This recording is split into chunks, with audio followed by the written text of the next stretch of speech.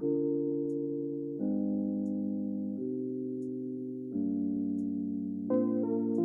evening, welcoming everyone. See how we end up tonight.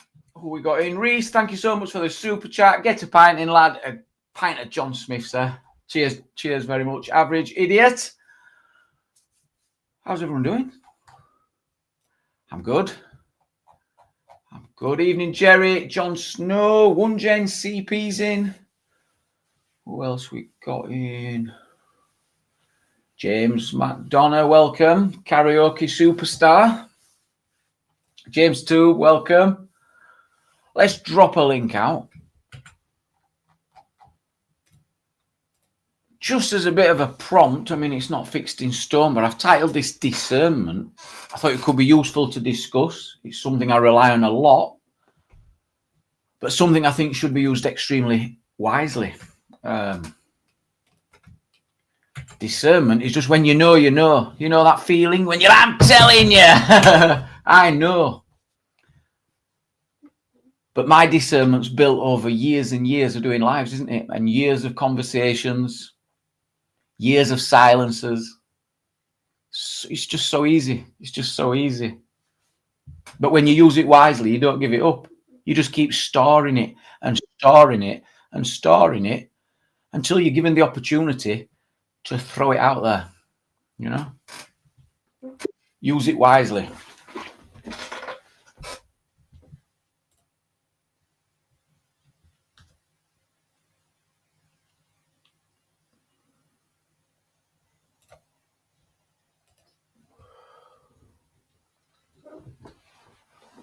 What's discernist, Indian? What do you mean? Discernist.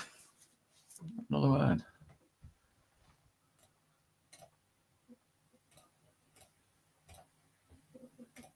Welcome in, Billy. Welcome in. It is really, really useful, is discernment. It's don't doubt yourself. I have no idea. Don't doubt yourself and roll with it. Craig, welcome up. How are you doing? Yeah, I've been better. Been better? What's up? Just haven't been myself or very well for the past few days.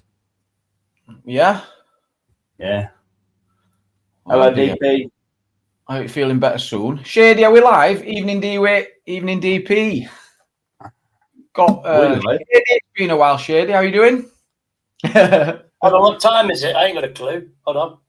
8 o'clock. 8:03. 8:03, yeah, just so I'm live. Stop picking your nose. 8 o'clock.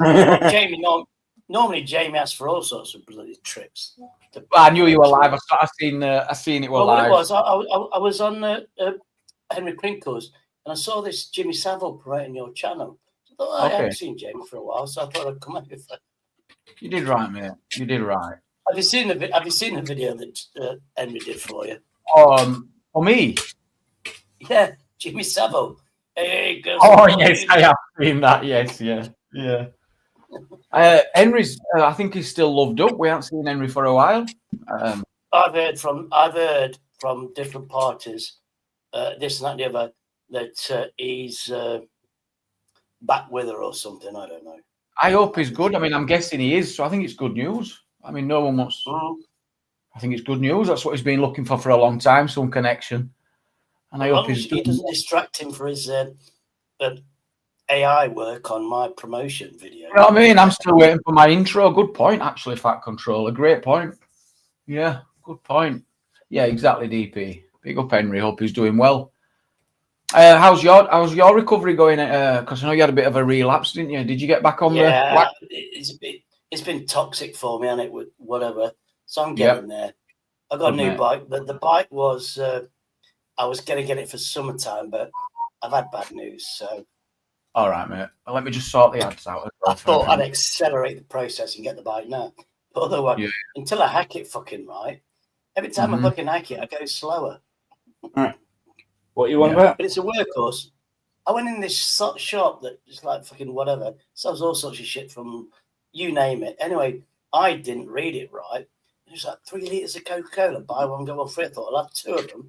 So that's 6 litres. And I went, no. I said, this is wrong. No, you buy 2, get one, you get one free. So I had to get another one. That's 3. Thank God I got these saddlebags. on my back, and fucking hell, it's a fucking workhorse. I mean, you like, anyway. No, he's found a girlfriend. He's got a girlfriend. He's got a girlfriend as Henry. Henry, yeah. Can't stand the twat. Well, that's not right nice, is he? He's all right. Is that lefty twat I don't like? You on about? No, I'm the messy twat that you don't like. Oh, no, DP, mate. Honestly, mate, there's never known him, man. Honestly, mate, thank you so much. Thanks for these last weeks. Appreciate you, bro. I appreciate you, man. And yeah, everything's done with real positive intent for everybody. And I think it's been really good to see you and AY get on talking terms. That were horrendous what happened. You both kind of set it up, didn't you? So if you two can let it drop, that's fantastic. I hope it just gets dropped. I hope it's just over with. Is it payday? I haven't been paid. But thank you so much. Thank you so much. Yeah. Thank you so much. And whoever's messaging me back, don't worry about no, man. Honestly, and if you want to reach out properly on my email address. Email me and I'll get in touch. But no, you don't have to keep doing that. If you want to chat, come and chat. Yes, Susan. So how you been doing then, Jamie? Living in the Yorkshire lifestyle. Yeah, it's been good. Had a lot on with my sons. We've been pretty busy there dealing with that. Everything really positive at minute, actually. You had a lot of snow slipping over. I hope you had slipped over. I've had good people around though as well. Mike, AY, these guys have been helping me. You know, they don't realise how much they help me, but they do. Is News 9 Yorkshire doing the videos for you? You know where he does all this stuff and he gets your phone and goes to London with the protest and uses your phone, videos some stuff, and then brings your phone back and you upload it. Is he still doing that? Because it's a good friend. News 9 Yorkshire's. Come on, all right. Well, you know. I'll tell you what. In fact, I won't respond to these idiots, but I'll change my tune. All right then. Because we know who you are. We know a lot. You don't realise we just don't speak on panels what we know. So, you know what I mean? I was just asking you a question, Jamie. Hey, Ron, welcome in. Jackie, thank you so much for becoming a member. I appreciate it, Jackie. Jackie Weaver. I seen you on the video, Jackie. Jackie Weaver. Thank you, Jackie. Jamie, I was asking you a quick question. Do you play games on a PC? I do, yeah. Do you currently own any of the Assassin's Creed games? Yes. Brotherhood? No. The one about Roman Odyssey.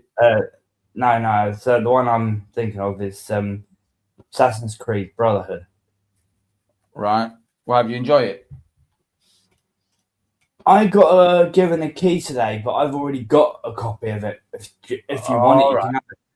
I appreciate it, mate, but I wouldn't play it. So no, give it to someone who might use it or hold on to it because I'm currently playing what's called Kingdom Come Deliverance 2 and it's pissing me off. It's too hard. It's just try a Syndicate. Constantly. Yo, it's me. Are we live, CP? Yeah, it's 8 or 9. 8 or 9, welcome on. I just want to let you know it's protest-free night, just to let you know. I wasn't even going to talk about that, Jamie. Don't worry. Good. Just letting you know. We're protesting for Friday nights free for all. They won't have me on at all tomorrow anyway. I'm out most of the day tomorrow. We've got Jackie Weaver in the chat. I can't believe we've got Jackie Weaver. Jackie Weaver. Council meeting. Request that one. Got Marty Blackburn in as well. You're a Marty Blackburn #1 fan. Big up, Marty. You're Marty. Are you his #1 fan? Are you his #1 fan, or is he your #1 fan, Jamie? Oh no, CP is definitely Marty Blackburn #1. Definitely #1. Definitely #1. And he's kept out of all the drama. He's not got involved with any of the shit. He's just cracked on with his trolley. People are chuffed to see that. Yeah, they are. Marty, respect to you and your team helping the homeless. Well said, Ron. Well said. We need to start a room saying that CP fancies Marty. I don't know if Marty is CP #1 fan or not. I'll have to ask him. I don't know. Ask him, CP, how much of a fan he is. No, I didn't say, mate. She's here to chair this meeting anytime, Jackie. Anytime. We got Marty. Just a little bit of news from CP reports. I believe you've had an update from the officer who will just cover this quickly because he's picked you up, hasn't he, and moved you. H&K. Oh yeah, H&K taking the case on against that officer. Is that the first time you've had a case taken on by H&K? Yeah. But you're excited, aren't Well, yeah. you? How much do you expect? Jamie, like, if they didn't take it on, fuck knows who would have taken it on. Yeah. Well, it's because he's grabbed you and physically lifted you up. They will take it on. Yeah. This is what it is, isn't it? Yeah. I find it, David. Yeah, good luck with that. I bet he's pissed off. He will be pissed off, mate. He will be pissed off. I'll bet. Because I don't think he intended to do anything wrong as such. It kind of just happened. But he judged you as being small and a childlike. And that's why they've took it on, you know. There you go. I think you've got YouTube open, Average Idiot. No, it might be noise in the background. Okay, I'll just try and reduce that. Yeah, welcome up, Reese. Yeah. Welcome. How you doing? You all right? I'm all right, mate. I'm all right. Just fancy doing a live. I were missing people, really. It's been a couple of days, not spoke to anyone. Yeah, I get that way when you don't pop up live, mate. I was so close to saying, no, because I couldn't have come back Friday night. And I just kept dying in that game. Like I said, I thought, sod this. Sod this. It's too hard. It doesn't have a difficulty setting. You know, like you could have easy, normal. It doesn't have that. It's fucking ridiculous. What game is it? Kingdom Come Deliverance 2. It's a fantastic looking game. And it's an RPG, so I'm trying to get this character stronger. But no, it's insane. Absolutely insane, but it's a brilliant game. Yeah, CP was looking up. You what? I'm going to say, as long as you're having fun playing it, that's what matters, isn't it? Yeah, until the last 3 deaths, that wasn't much fun because you got a trek, you know, and no. I might try it one more time. I know DP quit playing it because it was too hard, didn't you, DP? He's quit it. I'm just going to go somewhere a bit quiet. I'll just mute up. I'll be back on in a second. Indeed, it could have absolutely buckled a knee, mate. And it did buckle a knee. My knee was fucked about 3-4 days. It did look like it. I know I went to a demo the same day, Jamie. Yeah. But I did take pain relief to get to that demo and shit like that. Yeah, it's mad, but I think that's to do with the dyspraxia because it looks like your feet don't even touch the floor. It hardly touches you, but that's not the point, is it? No, it isn't the point at all. Oh. But let's see what comes out of it now. Shady, what were you going to say? I cut you off earlier. What? Oh, no, you just said a game. Delta Force is a hard game. What is? Delta Force. It's like one of those RPGs, you like shoot 'em ups. Yeah. I get killed. And, the best record I've had was like 30 seconds without getting killed. Oh, yeah, it's hard. Yeah. Is that a two? Right, Jose. You know Jose, salty nuts and went, play this game. So I loaded it. It took fucking forever on my internet connection. And I went, why? I spent like 3 hours, just. It's a good game, though, if I get used to it. I ain't played games for 15 years. I'm more interested in what CP's up to. You're a CP super fan, then? What CP? Yeah, I have a funny suspicion she's taking night classes, taking prisoners, kicking shins, taking prisoners. That's right. Okay. What's nothing about Shady? You don't take mess. Nobody messes with you. No, I don't take mess. No, I never have and never will. Well, Jerry's predicting you're up for a 10k payout. CP is thinking that there's massive physical and emotional damage.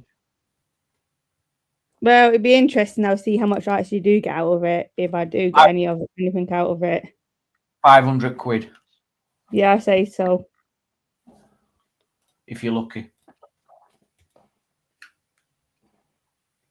So when you get that money, then obviously in London, where are you going to take News Now Yorkshire and Marty Barbara?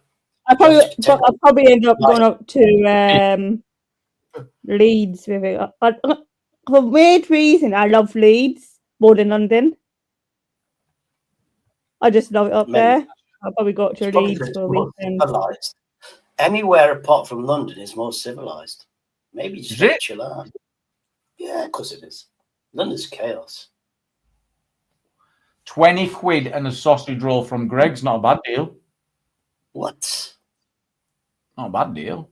Oh, yeah, News Now Yorkshire got 285 quid yesterday. Anyone remember when someone got his phone and smashed it on the floor? Oh, I remember that. They got found guilty yesterday or this morning. Fantastic news. He deserves it. They were on universal credit, so they got a 60 quid fine, pay for the phone, 10 quid court cost or something. Not bad. Just cheap. 10 quid. Yeah, they did all right, didn't they? They did all right. So what we're going to talk about? No idea. You can talk about Temu, because I've seen that you were interested. I was going to buy it, but I don't know why. There's like, you know, that you get those swimming bath things, little tub. It's like an inflatable tub, only 20 quid. Oh, you're on about for ice baths? Yeah. And I thought Jamie wants that straight away. It's a great idea, yeah. Get a proper one. And what you do, you fill your water in, bang it in your back garden and stuff. You can put it in your living room. Yes. You'd love it. I have been tempted. There's some really good ones. Well, I was about to buy it, but then I thought, I bought it for you as a gift, but I didn't know your address. So I thought, what's the point? Yeah, we'll go Wim Hof. That's it, Jackie. We'll go Wim Hof. Is it Wim Hof or Winhof? Wim Hof. Yeah, Wim Hof. That's how I found out about it, all Wim Hof. Craig got a lot of cars. It was Graham Moore having a tantrum. Don't know who that is. Stepper Style. Don't know who that is. I ain't seen no on YouTube for days. There's not much been going on. Welcoming John. I ain't seen no going on. I've not been on for like 3 days. It's been very quiet. You must have enjoyed the 3 days, no stress. Well, I just didn't want to get dragged into it. And you've got to look back and kind of make sure you're being reasonable. You know, when you have that time off, it helps you do that. It does. Because you can get carried away. You what, mate? Perspective. Yeah, that's the word. It helps you look back and think, hang on a minute. It's a load of bollocks, you know. Well, that comes with that what you were talking about earlier, Jamie, discernment. It does. It's really, really powerful. But it can be very damaging to you as well if you're using it unwisely. If you like just going, oh yeah, you know, you can't use it as a judgment, and it's can't be based on nothing. But well, no, I think that's precisely what it has to be based on. It's based on experience, isn't it? That's it. It's, based on what you've seen and everything you've been through. Yes. Yeah. So ultimately, when you use your discernment, you're making a judgment call. Yeah. So yeah, I mean, obviously that's based on what you've seen before, what you know, and obviously the impression that you get from, especially when you're making a judgment call about a person. Yeah. You know, and it's a perfectly legitimate thing to do. We do it all the time. I do it all the time at work.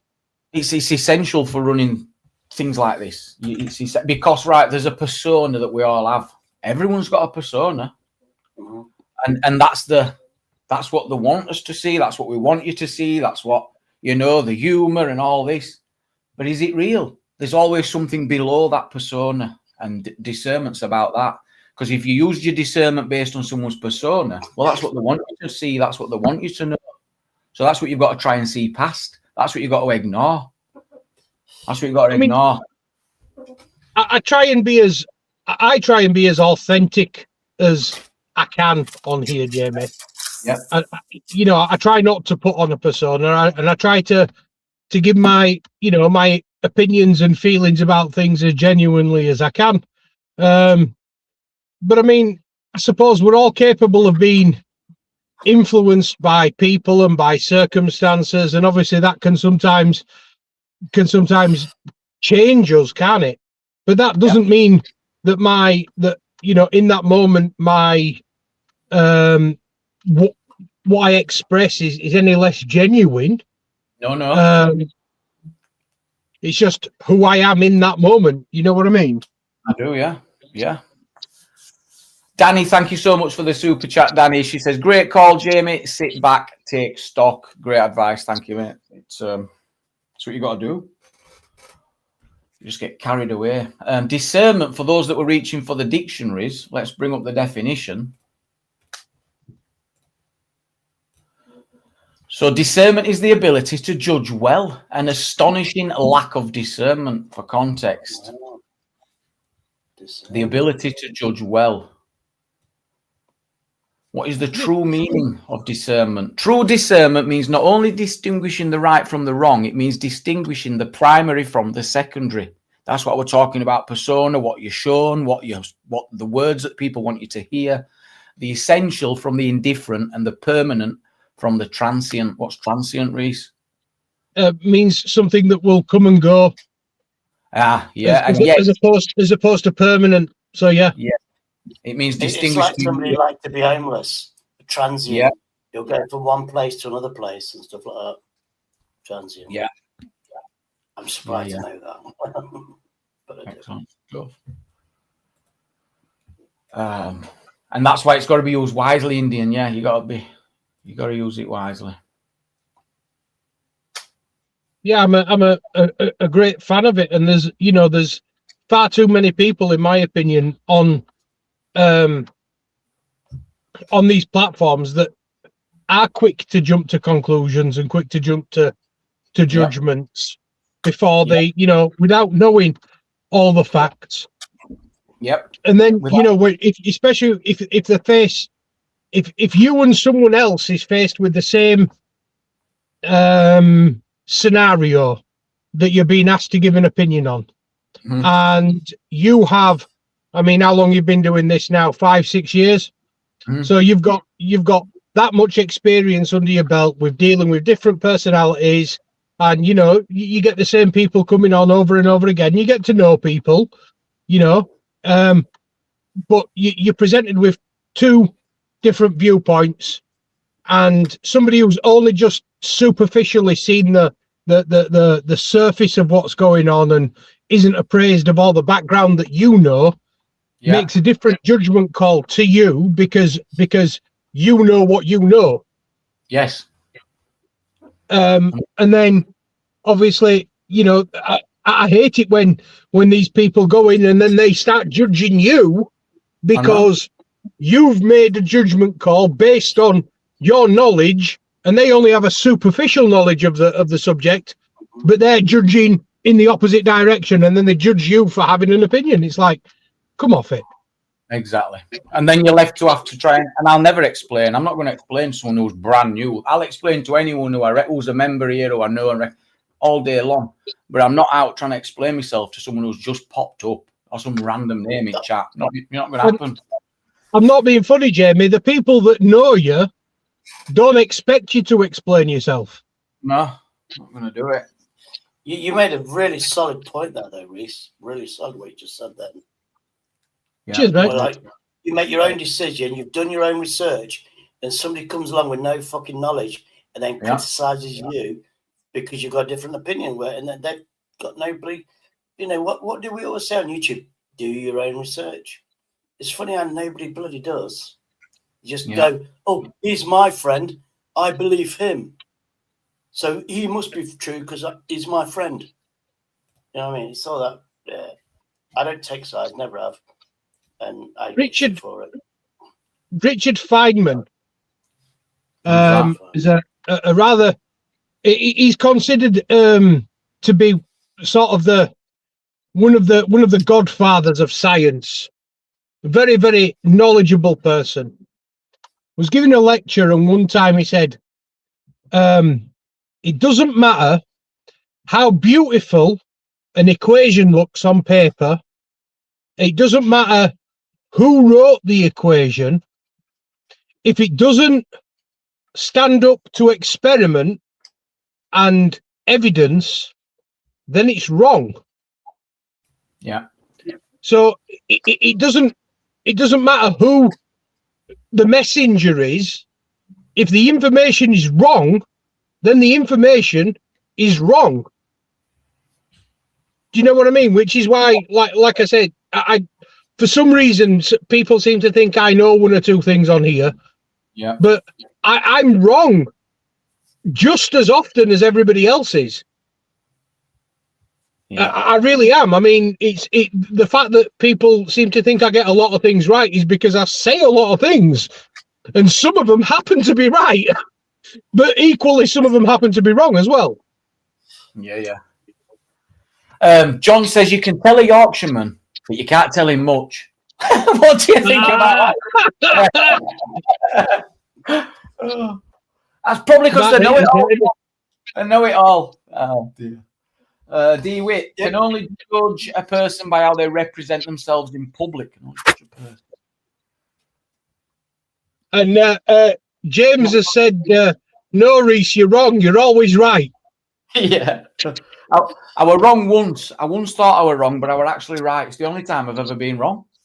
Yeah, I mean, Jamie, I used to love you, Jamie. I thought you was the best Yorkshireman ever. But then I saw this Danny guy rate my takeaway. And now he's like my solid #1 Yorkshire geezer to go to. He's packed it in, hasn't he? He's packed it in as Danny. Yeah, no, he's got another mate from down south, and they're doing their own thing. Yeah, he's because there's a food court in the Piazza in Huddersfield, and he had something to do with the setup of that. It's called the Rape My Takeaway Food Court. Oh yeah, it's all going tits up in it. Reese, give me 2 minutes, please. Yeah, no worries. Apparently, he was doing something on YouTube where he's rating the food because he's got experience and all that stuff. And then the Rate My Takeaway team took over. I thought it was his idea, and they controlled him, told him what to do, whatever. And then it took off, and then they had a big argument. And then he just said, I can't take this shit. And they set up with another guy. But yeah. And it's well, I mean, south. They did it's not a difficult concept, is it? Hmm. It's not a difficult concept. Yeah, but I mean, I eat food and go, yeah, it's food. Yeah, this tastes nice. But he actually, Danny did because he worked in a chip shop as his parents did. He went, this is quality fish. This is what. And I tell you now, I could go in a chip shop now. I won't see that fucking fish because I'm not at the seaside. Yeah. You don't see the fresh stuff. And you're supposed to be able to smell. When you go somewhere, he made one comment on his recent video. So when you go in a chip shop, if you smell oil and this, that, and the other, that's not a chip shop I want to go into. If you can smell fish, that's the chip shop you go into because you're actually smelling fresh fish above the fatty oils and shit. The worst smell as well, that, isn't it? That disgusting smell coming out of a fish shop. Yeah, it's an horrible smell that when it's dirty. I'm a bit of a snob when it comes to fish and chips. Yeah, me too. I'll only eat fish and chips that's fried in beef dripping. Yeah. I don't like it when it's fried in. I can tell the difference between a chip shop that fries in beef drip and a chip shop that fries in vegetable oil. You can tell the difference. Do you know in the 80s where these corporations said oil, vegetable oil is healthy for you, blah, blah, blah, and beef fat is bad for you? They've actually, scientists have looked into it, and natural fats, which is beef, pork fat, is actually healthier than any vegetable fat going out there. Do your own research. I'm not so sure if that's technically true, but it sounds good. I think to be honest with you, Jamie, I've been doing all these food. I'm sure you are right, but I just want to make sure it's.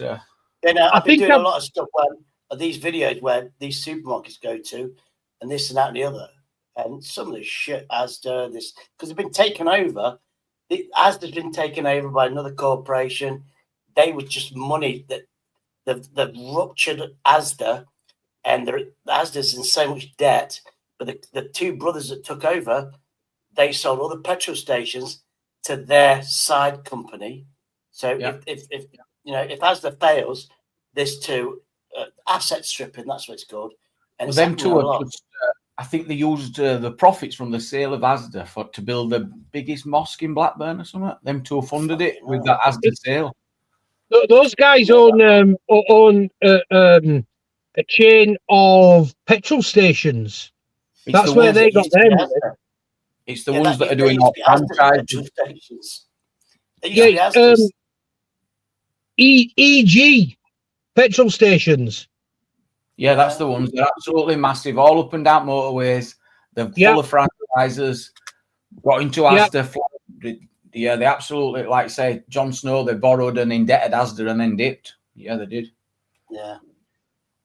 But I From mean, what my research says, the two best supermarkets with consistency, they don't lie on the labels, is Marks and Spencer's and Aldi. I do a lot of shopping at Aldi. Yeah, I do. I do it more now. I go Marks and Spencer's, me. But I need to go there. My bike's so expensive. I need. It's not I need expensive if another you just do it. If you're shopping for yourself, it ain't expensive. If you just get a few meals, it's just not expensive like you think. Jamie, It's not. what's the colour of the discount labels? That's what I focus on because I'm partially blind. The red in Aldi. The best Red, ones at yeah.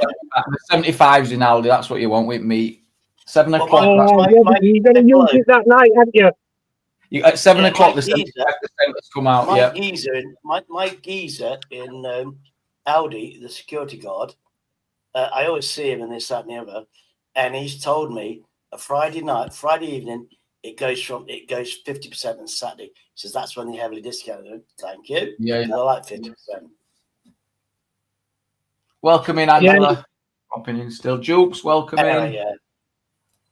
I've talked about me then and getting cheap food. Sorry about that. You good? Do you shop weekly or do you shop every few days, Shady? What do you do? Because I'm pretty much. I try every day because I've got that bike. I've got to exercise, haven't I? When I came out of hospital, 18 months ago, I had no muscle strength, no nothing. Then I got that cheap bike, which did the job, and then my muscles built up. Then I've got a bigger one that does more mileage because I've got a good bucket list to do. I need speed. I need distance as well as speed. I think I've cooked every day all this month. I haven't used any Uber, no takeaways. What did we have? One McDonald's, I think I've done. And I made sure I was going to do that because I spent a fortune at McDonald's month before. I thought, this is ridiculous. And I were always getting Toby Carvery's delivered as well. Because I thought, well, for a tenner, it's not bad. But it would add, What I've been doing is I've sort of the Aldi where I normally go is shut down for a refurb. They're expanding it. Rather than trail to the other side of town to go to other Aldi. Your voice is increased. Oh, sorry, mate. I said rather than trail to the other side of town, I've been on the night when I finish work. If I don't go up to Sarah's, I'll call in at Wetherspoons. Oh yeah, that's a good shout. I was doing that for a long time on the morning. I was getting up at about 7, in there for 8 o'clock, unlimited refills, full breakfast. It was same. I might start doing that again. It's a good deal, isn't it? You know what I mean? You get a good price. It's a decent brand. There's plenty of variety. There's some healthy options as well. Let me reset you. What's really wrong with your mic?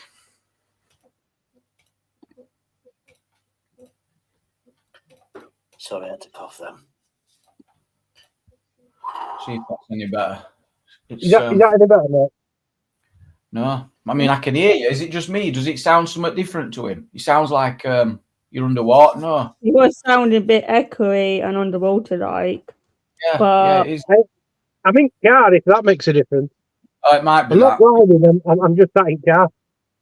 Yeah, it might be that. Oh, yeah. Yeah, it's like you're covering. Do you want me to drop out and come back in? Yeah. Right, I'll try that. One second. The only options in spoons is the brandy. The only healthy option in spoons is the brandy. A lot of them have got rid of the grills, so they just don't have apparently, in Wetherspoons, they used to like before Brexit, they used to have a lot of people from abroad taking jobs, and they can't get the staff anymore. Apparently, Witherspoons is in a crisis now. They're not getting the deals anymore, the cheap booze.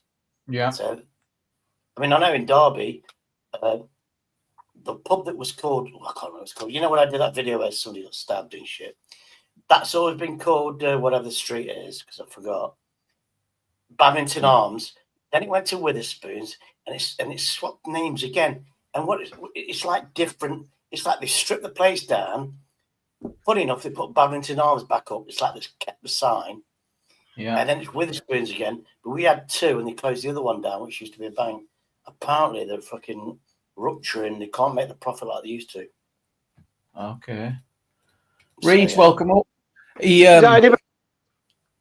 Testing. Any better? Yes. Yeah, much better. You're on Bluetooth now, so Oh yeah, tons better. Of course. Where are you going anyway? What are you up to? I'm just heading home. Like I say, I've just I didn't go to Sarah's, so I've just had my tea at Witherspoons. No. What, do you have mixed grill? No, they don't do it anymore. That's what I said. They got rid of all grills. Yeah, so you only can have microwave or no. That's it only. Microwave or no. Yeah. I had katsu curry. That's not bad. That. I would have a Soup chicken tikka curry. masala. I must admit, I need. Did you say cat soup curry or Oh, katsu katsu. It's modern, isn't it? It started to get fashionable, I don't know, 3-4 years ago. So a Japanese curry. Yeah. Is Yeah. that what it is? I didn't know that. I'm taking piss. Yeah. I remember trying it in rehab. I were in rehab, and that's when I first had it. Katsu, whatever it's called. And I thought it was lovely. But I'd not seen it Yeah. before. Fairly mild. Though. It were a kind of a posh rehab, though, so it were all posh food, it were all fancy. Oh. it really was. Everything was something new. Yeah, but Jamie, was you on YouTube when you went into rehab? Yeah. You thought, oh, he's a famous YouTuber, we better treat him right. Was Yeah, it that's for what it YouTube? was, yeah. Yeah, they sponsored That me. was it then. So everybody else, you was having all the expensive stuff, and the other ones in rehab was eating fucking McDonald's shit. It were absolutely brilliant, actually. It was one of the best things I've ever done. It really was. It really My was. hospital. People say, why do I go back to hospital? Because I do. I go back to my last ward. I was in for 4 months. And once I've got the money, now I've got the bike, I just turn up with a box of Quality Street and hate roads and stuff, just because I can. So cool. Well, what they've done for me the last 4 months. It's really useful. I spent a few years working in a rehab and then being in a rehab. So I'd seen both sides. It was really useful for that as well. It was. I learned a lot. What are you going to say, Reese? I was just saying, as long as you get something from it, it's all positive, isn't it? You know what I mean? It's all people. There are some things that people can't do on their own. And addiction is one of those things. That's why there are rehabs, because it's very, very difficult to beat an addiction, no matter what it is. I have to go to AA meetings, NHS ones. One is tomorrow, which I might do because I might do it in town anyway. But it's not like an AA meeting where you talk about stuff.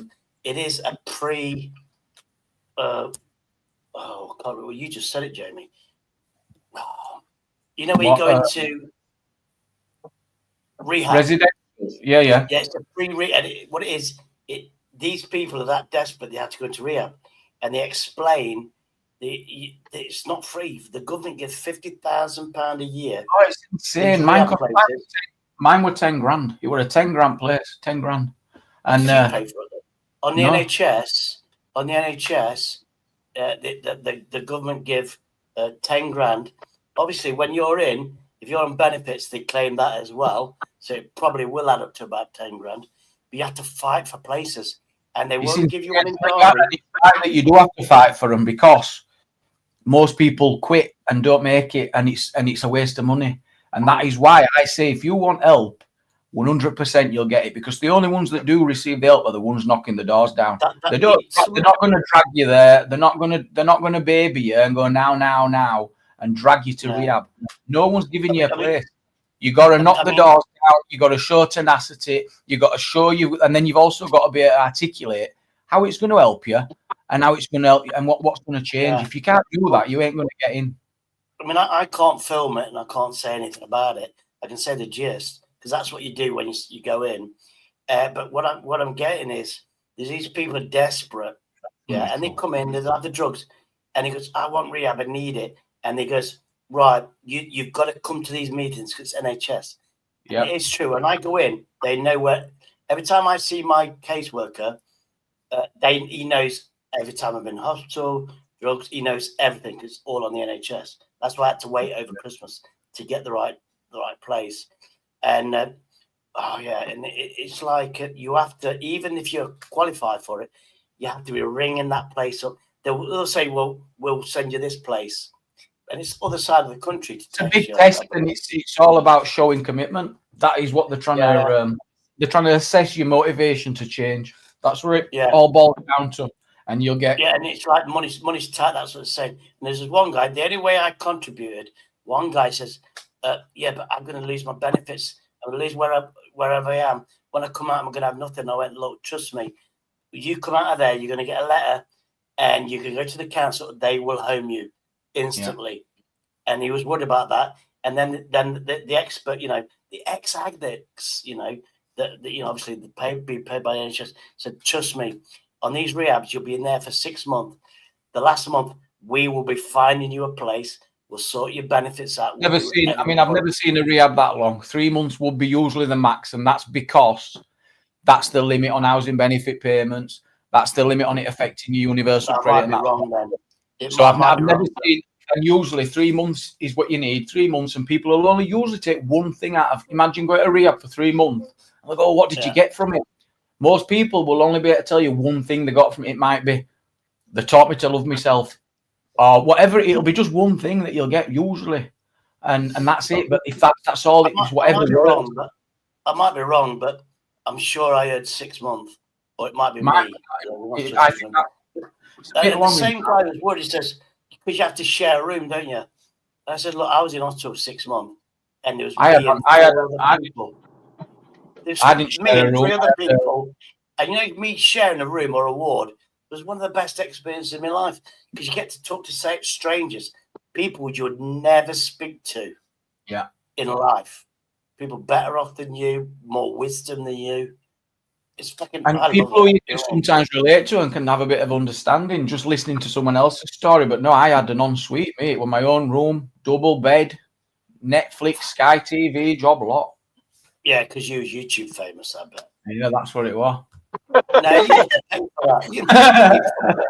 You didn't get it on the NHS. It was absolutely amazing. It was. No, I got it through gambling. I got it through some funding came up from the whoever runs all what they call them, Gamble Aware. They got they put a levy on all the gambling companies, 1% of profits, and I got my funding out of that pot. Because I tried to get other people without saying it. I was trying to lead other people down the path, gamer, and I was trying to say, listen, this is what you do, blah blah. No one will follow him. No one were up for it. But it was literally a 10 grand in your back pocket, the best private rehab you could possibly get. Go and crack, but no one was listening. See, to me, when you said you went in rehab, obviously it's gambling. Now you just told me. I thought, no way. You. I don't think you've ever touched drugs seriously. Alcohol. I was bad on weed. More, it was weed more than all. But yeah, it makes sense that gambling. If you've got a gambling addiction, that's fucking horrific. That ruins fucking. There's this guy that's dead nice. He looks fucking. He's like 40-something. He lost his family, friends, everything, and he came out, and he was a bit of a gambler, and he says, he tried, and he finally got it done. And he's been clean for 5 years, and now he was 5 years, but he was like heroin and this and that, and NHS actually employs them, and there's a few in there that was doing it voluntary, and eventually they'd get paid. because you can't. If somebody hasn't gone through it, how can they teach somebody how to progress with it? You know, you can't. No university will help you. You've got to experience it, and then I was just going to say, sorry. When I was in the rehab facility in Vegas, the majority of people that were counsellors there were people that had gone through the 12-step program themselves. Yeah. You know, they were in that 12-step program still as clients, you know, as patients themselves, and also as sponsors for people. You know, and there was this one guy that I had a massive amount of respect for him. He was, to look at him, you wouldn't think that he'd suffered with those issues. He was he looked very put together. You know what I mean? He gave the impression of being a real sort of man's man. You know what I mean? Yeah. Put on a great persona. Yes. Yeah. Jamie get that experience. Me and Jamie get that feeling every time we look in the mirror. A man's man. Oh, aye. Not wrong. You know, it's true though. It's true though. You've got to experience it. I mean, everybody goes, "Oh yeah." I mean, I tell people don't do what I do because I've tried it. I mean, I'm a negative person, but I love the experience I had definitely the last 4 months in hospital because it was just it just reset me. You know what I mean? Yeah, that was a brilliant opportunity for you. As much as it was forced, it really did force that reset, didn't it? I was literally on death's door. If I wasn't on death's door, I wouldn't have had that opportunity. And I tried to get help, and it wasn't there. Well, you didn't try hard enough. Susan, are you on? Hi, Susan. Oh, she dropped. It might be because of me. I might be. No, definitely not. Reese, we're going to say something. He was going to say me and you are brilliant, and CP is okay. Both awesome. Everyone's. I love everyone at the moment. So life's been good to me at the minute, so I can't complain. Yeah. But that's because you've made the right decisions as well. It's or you've been able to make the right decisions. That's you know. You know, do you name that Society UK then, Jamie? Yeah. Because it's one name that I don't see in my chat. Just saying. Yeah. Society X UK. I do boring shit. I like doing boring. I just don't want to do my videos doing. Yeah. That's my goal now. I want to do more views on my video, like my shorts. I might become a live streamer. I might start just live streaming. I'm sort of thinking about it. Well, I've read somebody called Richard, and all he does is he just gets his phone and streams train tracks. And I'm not becoming a train spotter. Susan, welcome, love. He gets like evening, everyone. Good evening. He gets 400 views. I'm thinking I need to do that. Yeah, I might, Sasha. Susan, do you want to jump in, love? What are you thinking? Oh, I've just been to A&E. Oh, what's going on? Well, I was a bit silly.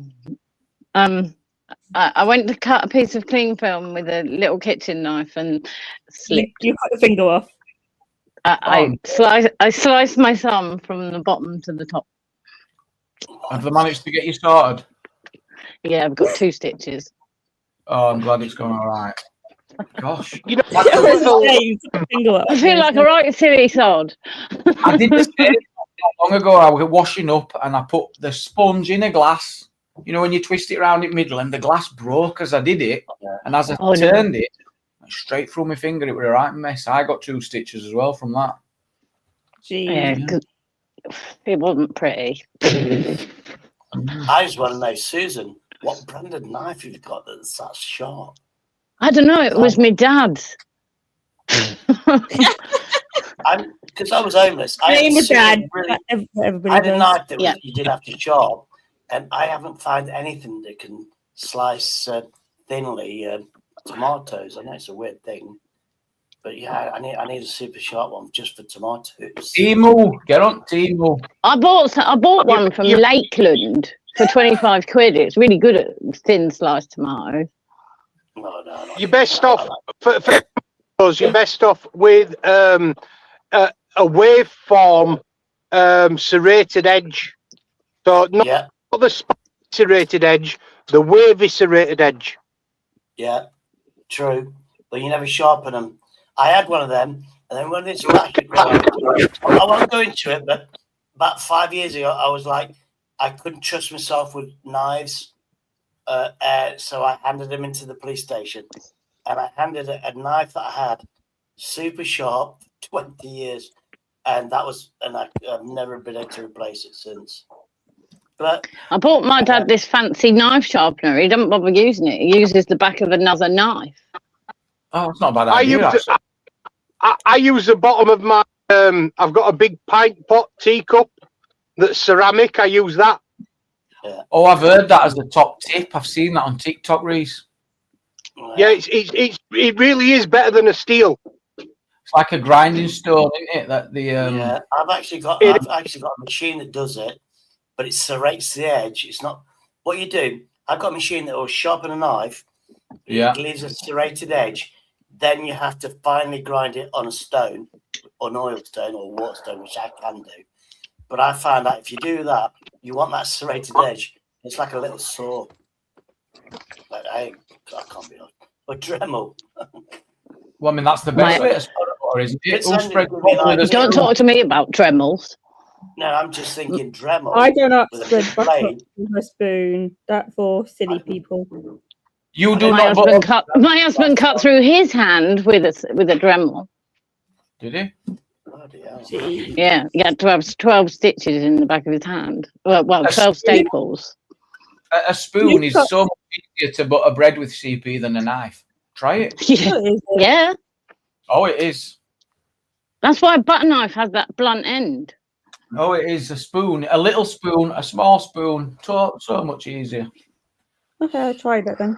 Who cuts pizza with scissors? Yeah, I've done that before. It's pretty useful. Yeah. I do it all the time. You rebel. Mm. Hey up, Peggy, love.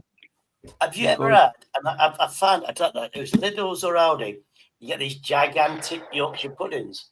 I'm thinking of buying one and making a Yorkshire pudding pizza. They do exist, apparently. I've seen Yorkshire pudding wraps. Yeah, I 10 see that. quid Derby. They look nice as well, don't they? They do look nice, some of them, yeah. I haven't had one because I thought it looked like it might go soggy. And I can't have a soggy Yorkshire pudding. I won't have them because they're probably 16 quid, Susan. You know, when you see them, they're always unfair. Yeah. Why do you think me now? Yeah. Well, no, in Christmas. I tell you what you'd be better off doing, Shady, is putting your Yorkshire pudding mix into a frying pan and cooking it as a pancake. Same thing. Yeah, it's exactly the same recipe. Yeah, it is. But it'll just be naturally flat. And it'd be like a naan bread. Yeah. Or is it? No, it's not going to be as solid as a naan bread. It'd be a Yorkshire pudding wrap. Oh, shit. Yeah. Oh, crap. Now you're making me do manual work. That's what I need a wife for, a girlfriend. But I'll get there. I've got all the tools. But no, this one can't work. But most I'm just people permanently giving everyone the thumbs up. most people have pancakes with like lemon juice or jam. I put gravy Ham on and mine. cheese. Yeah. Ham and cheese. They're great, done savoury. I like gravy. That's what I do. I put gravy on them. In fact, you're right. I used to do that a lot. I had a girlfriend for years, and we used to go for her parents. And she was she was a housewife first, and then she used to cook amazing. And we'd go for Sunday dinner, and she'd do Yorkshire puddings. So there'd be 6 of us, but she'd make more Yorkshire puddings than needed. And the cold ones, the daughters, or the son and daughters, would have them cold and put jam on them and eat them cold. I used to have a friend that I used to Dip them in sugar. I used to love going to his house because his mum would always do Yorkshires before the Sunday dinner. So she'd do Oh all no, that she'd dish out all Yorkshires with gravy before that's a dinner. proper Yorkshire thing. Yeah, that's. Al asked us that as well. It's Yeah, a proper Yorkshire thing because I remember my ex-mother-in-law. She went to me, "Do you want your pudding first?" And I was like, "Sorry, what? Do you want your puddings first?" Unless you eat your meat. We've got a new guest. I'm not sure who this is, so I'm going to use a banner. Dad knows best, but we'll say hello. Dad knows best. Hello. Hello, hello. How's everybody? Have you been in before? No, first time. I don't know why you got thrown up on my suggestions, to be honest. But I heard somebody say that they buy Yorkshire puddings, so Yes. I've come to pick a bit of an issue with somebody actually buying a Yorkshire pudding. I don't care how big the damn thing is. You do not buy one. Oh, you're saying you I should? do. They're so easy to buy and cook for 3 minutes. I know, but the thing is, like, I like, you know, when a Yorkshire pudding, it's got to be like slightly chewy on the bottom and a little bit crispy on the top. Because when you put your gravy in, and you know, at the end of the fluffy day, middle. Yeah, exactly. It's a vehicle for gravy at the end of the day. I do think if I love buying them though as well. Buy a multi-pack. You just throw them in air fryer for 2-3 minutes. They're done. Yeah. Yeah, they are great. Dad knows best. Yeah, Brian, is much better. I do need to verify for my benefit. You don't have to. It's not necessary. It's fine. No, yeah, I do need to verify your account. Dad knows best. So it's great to get new guests on. We want you to come and join us. But can I ask you to just comment in chat and then we'll verify your account and we'll get you involved. Absolutely right. There's a few weirdos that come around these parts. That's why. Yeah, it sounds like it could be a great addition, but I just need to just double check the channel Yeah. and then check him out. And, Yeah. Well, Standard practice. Standard practice, but it's a bit of a red flag when someone says, "Oh, I just stumbled upon your channel," and it's always, I hate to think someone will feel bad, but I just got to be careful. Be careful. Due diligence, I think, is another term for it. Yeah. Due diligence. Oh, did he comment? Did he? I'll wait until I see the channel pop up. I don't have any videos. Oh, my side has got you. I was going to talk about, because I keep hearing it mentioned, oh, he's sensitive, he's sensitive. And I thought, yeah. But I'm sensitive. You. Yeah, very. I mean, I describe it as, sometimes I can be a bit like a burns victim, you know, where you touch it. Right? But that's only because I wouldn't say sensitive. I'd say careful. Or aware of how to be treated, or what he'll tolerate and what he won't. You know. Yeah. Don't say shit. Yeah, I thought, well, I'm proud of that, and I thought, well, I'm also quick thinking. You know, there's a lot of positives. There's a lot of positives to. Jamie, can I ask Susan a question? Who cares? Susan, are you the Susan? That, it's been years. That does the drone. I've been around a while. Cases. Did you do those? No, I used to. Yeah. Yeah. I haven't done any for a while. But somebody else was better than me. Amanda was better than me. Yeah, but the thing is, if I had a drone, I'd just film shit and make up my own history. You actually do the research first, don't you? Go. Oh no! That wasn't me. Drones you can get, if you're looking for a drone now, there's a great opportunity to buy a cheap drone, because the Mini 2s and the Mini 3s at the minute are unable to be flown at night because of the firmware that's on them. And their price has just absolutely tanked. They're on sale everywhere. I got a Mini 1. If you've got 200 quid, you could be looking at getting a Mini 3 for 200 quid easy. I've still got my Mini 1 that we bought 4 years ago, and it flies perfectly. I'm happy with that, and it will fly at night. That DJI Mini, the one that you can float on your hand. There's a DJI whatever 2, which is supposed to be fucking good, and it's 250 for 4 fly more, 2 batteries. But I've got a GoPro. I've got one of those gimbals that works, but I haven't done the software because it can't be asked. And I've got a GoPro 13 Pro. A couple of friends of mine have got the FPV one. Oh yeah. Oh, they're crazy, them ones. Yeah, they Yeah. are. They're hard as well. I don't know how they do it. Some videos are amazing, but if you They buy make one of me them, dizzy. I'd get it now because it's just a matter of time before they just release an update because it's got Yeah. lights in it. These drones have already got the lights in it that it needs to fly at night. It's just not set up to turn them on. So it's just waiting for an update. That's all. Yeah, Temo sells lights all day long. You can't put them on it because of weight, so you can't add lights. Yeah. Then it I makes- have got lights that weigh 0.5 gram. Have you? Or maybe you can then. You do Just know little the law only, strobes. yeah, but you know, so Yeah, you know but- the law only applies. The law only applies if you get caught. Well, it's not. No, the law applies whether you get caught or not. You're bound to get caught. It's I can't even Fair. test mine where I live. I live in a no-fly zone and it won't even run the engines. They're aware of it now. As soon as it sets off, they're notified. The nose flying, everything's all. They've got it on. I didn't know that. Yeah, it's all sus. They'll turn up at your house half an hour later. Yeah.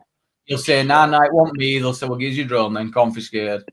Yeah, but is that if you register the drone? Well, yeah. I You suppose can't fly it unless it's registered. No, yeah, it won't let you fly. Yeah. My thumb. They won't even do that. Jesus. No. No. You've got to register because you've got to register software, haven't you? You've got to sign into software, and it makes you register drone with DJI. Yes. Red Shutter, can you double check this for me? Because I checked this and it's saying that you just can't turn it on. That firmware does not allow it. And I thought it was weird. So I don't know. I mean, I got a Mini 3. Not that I'm bothered. I never use it. It's shy. I've got mine. I think last time I took my drone out, Jamie, when I went with you to Dewsbury. Yeah. Where did we go? We went to in Dewsbury. No, we went. Where did we go? I remember going to Dewsbury. I can't remember. No, I'll call it. Where did we fly in Dewsbury? Over at police station. Did we go to Dewsbury, Nick? Did we? It were me, you, and Toothless. Toothless. Oh, we went to Bradford. We went to Bradford as well, didn't we? Yeah. Oh, yeah. You had me speaker, didn't I? Thinking who Toothless Yeah. is. We went to Bradford. Gosh. Yeah, Go on. You've seen that upgrade I've got on that, haven't you? No. That big one. I think I had it in protest when I met you in town. The speaker, yeah. Yeah. Was that the one I took to Bradford? I can't remember. Yeah. Bradford. He stood outside town hall. Put his Yeah. loudspeaker on, didn't you? And what were you chatting about? So I don't know. Oh, I was trying to do like a Charlie Beach sort of love police thing. Yeah. But it's a bit harder than you think, you know, to be able to come up with stuff to stay off at cuff, especially when you're on mic like that and you've got people listening. Yeah. Oh, it's like these And then lives, I'd never know what to say if I was on my own. Them youth weren't that impressed, were they? Oh, But I videoed some lads jumping off a wall. Well, I wanted them to jump off the wall. This their carpool or whatever. You know those ones hopping around, and it was like so amateur because the walls were dead low. And I was there for an hour chatting this and that, helping this guy out with spine injuries because I got one. And I said, look, you got to do this. You got to go to your doctor with a walking stick and all that shit. And they did a mass picture, and the camera's like low on this wall. And then they all went because the car park, you know, that fucking where they jump up. And they're on the top of the fucking wall. So I videoed him. And I just said, hey, steady on, lads. That's fucking dangerous. I didn't swear. That's dangerous. You know, blah, blah, blah. Don't do it. And I just said, if you're going to jump, at least do a somersault. This is for YouTube. Someone's just banged £1,000 into Marty Blackbur's homeless charity thingy. What? So well played them. Yep. Marty, I've got a video of me of my new address. It's under a bridge. I can do with a tent if you want to give me money for a tent. well, You've got a Joe Public's managed to get a few people to help him out, hasn't he? Oh, Joe Public. what do you mean? Well, I don't know if you know, Joe Public was a YouTuber that were about quite a while. He's been about a while. Yeah. But he ended up running foul of the powers that be, Right. and he ended up getting evicted from his house and all sorts of court orders and stuff on him. So he's now currently homeless, living in a tent. Is he? Which is obviously hard this time of year. Well, it's hard any time of year, but especially this time of year. Yeah. And he did a video of him struggling to get in and out of his tent because his zip had frozen shut. Really? I didn't know this was going on. Yeah, he's had a bit of a bad time. What support has he received? Has he been helped out? Has he advanced? What's going on? People have pitched in. Right.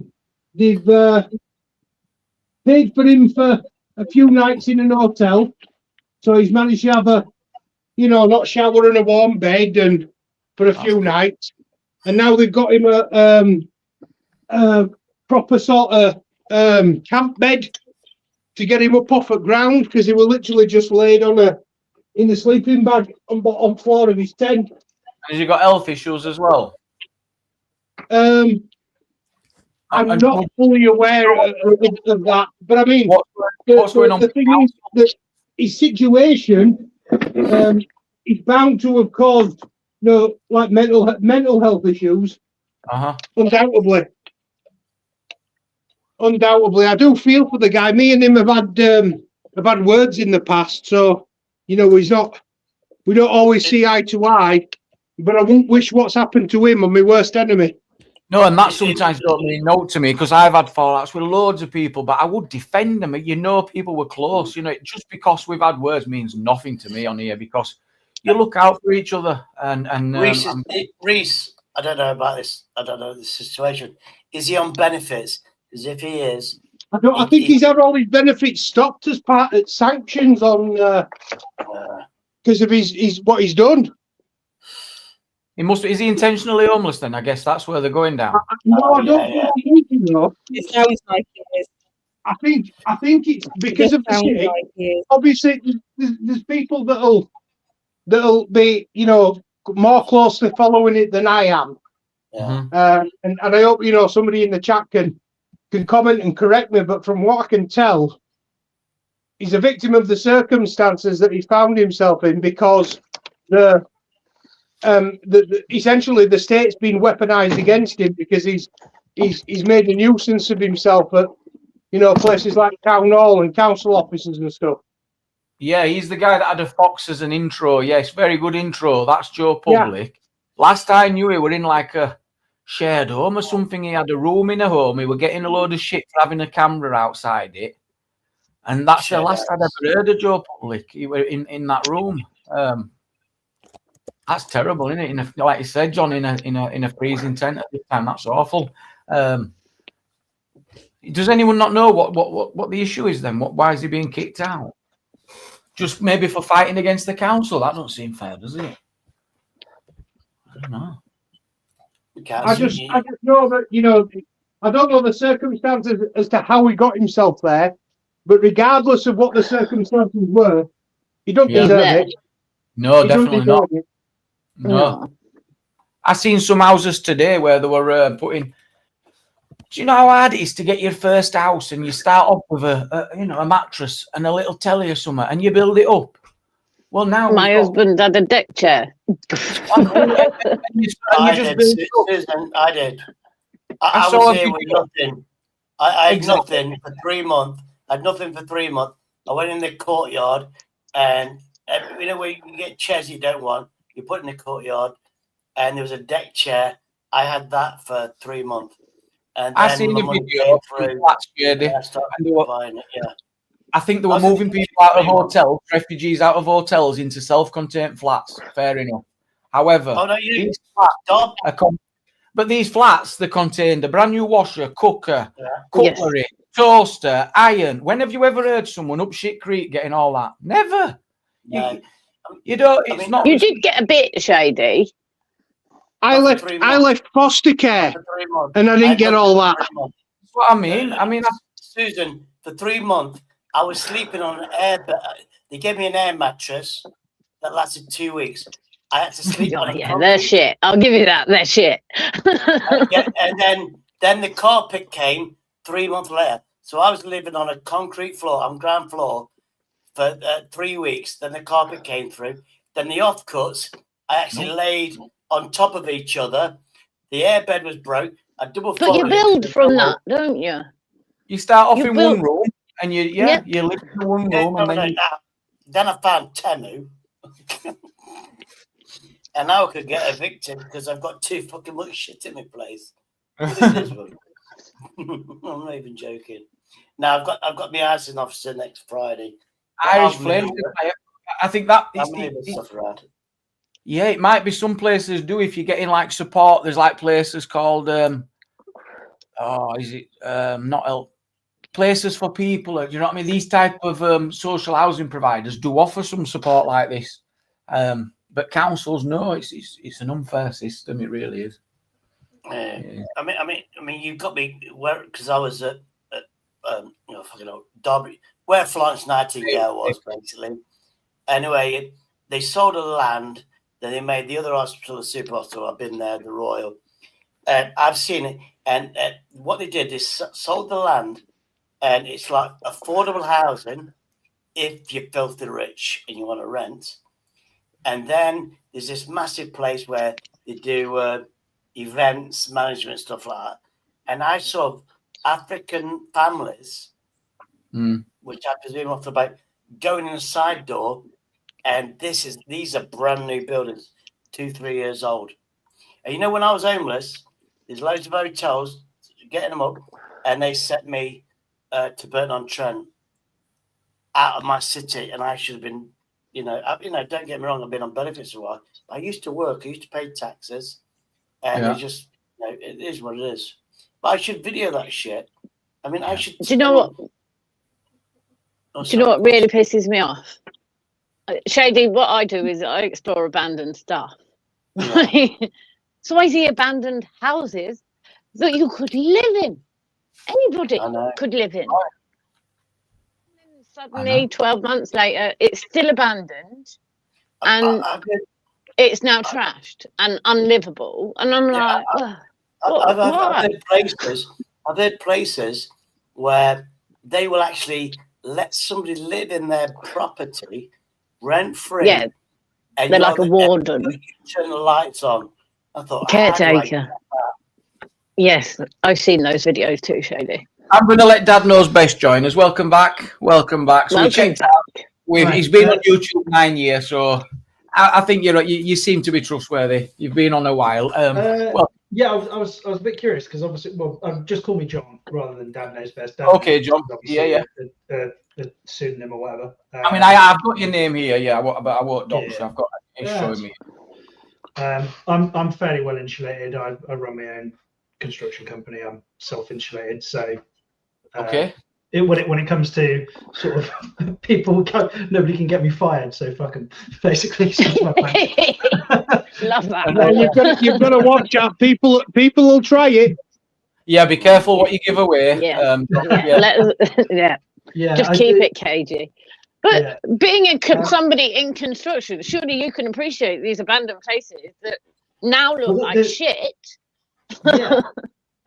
It's infuriating when we're busy tarmacking over Greenbelt and there's huge numbers of abandoned buildings that can be repurposed.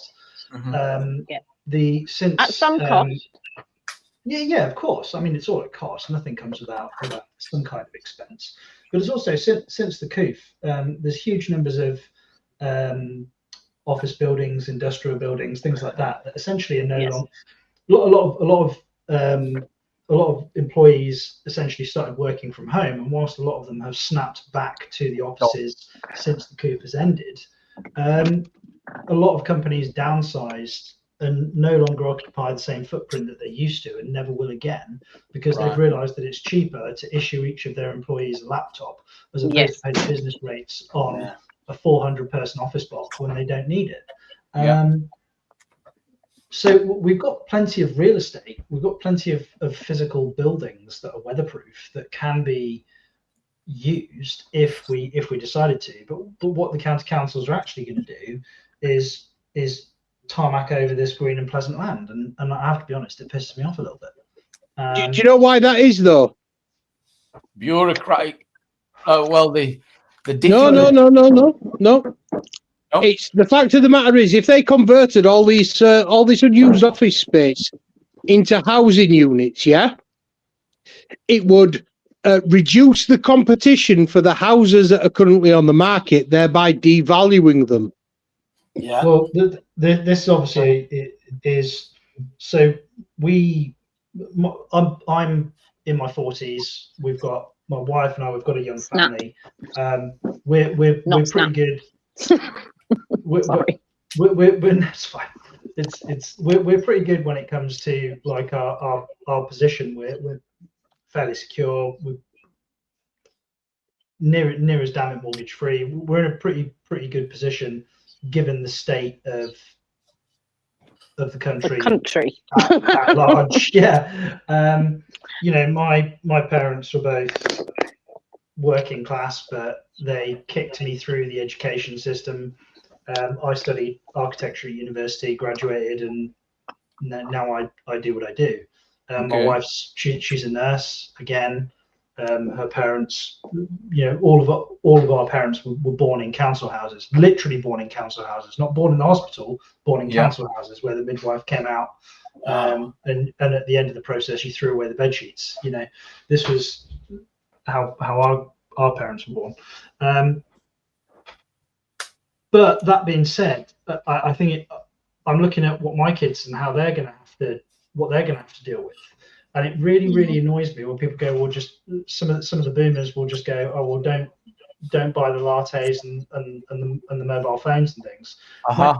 My parents bought their first house when they were 20 and 21 years old respectively for £10,400, and that was 2.5 times my dad's salary.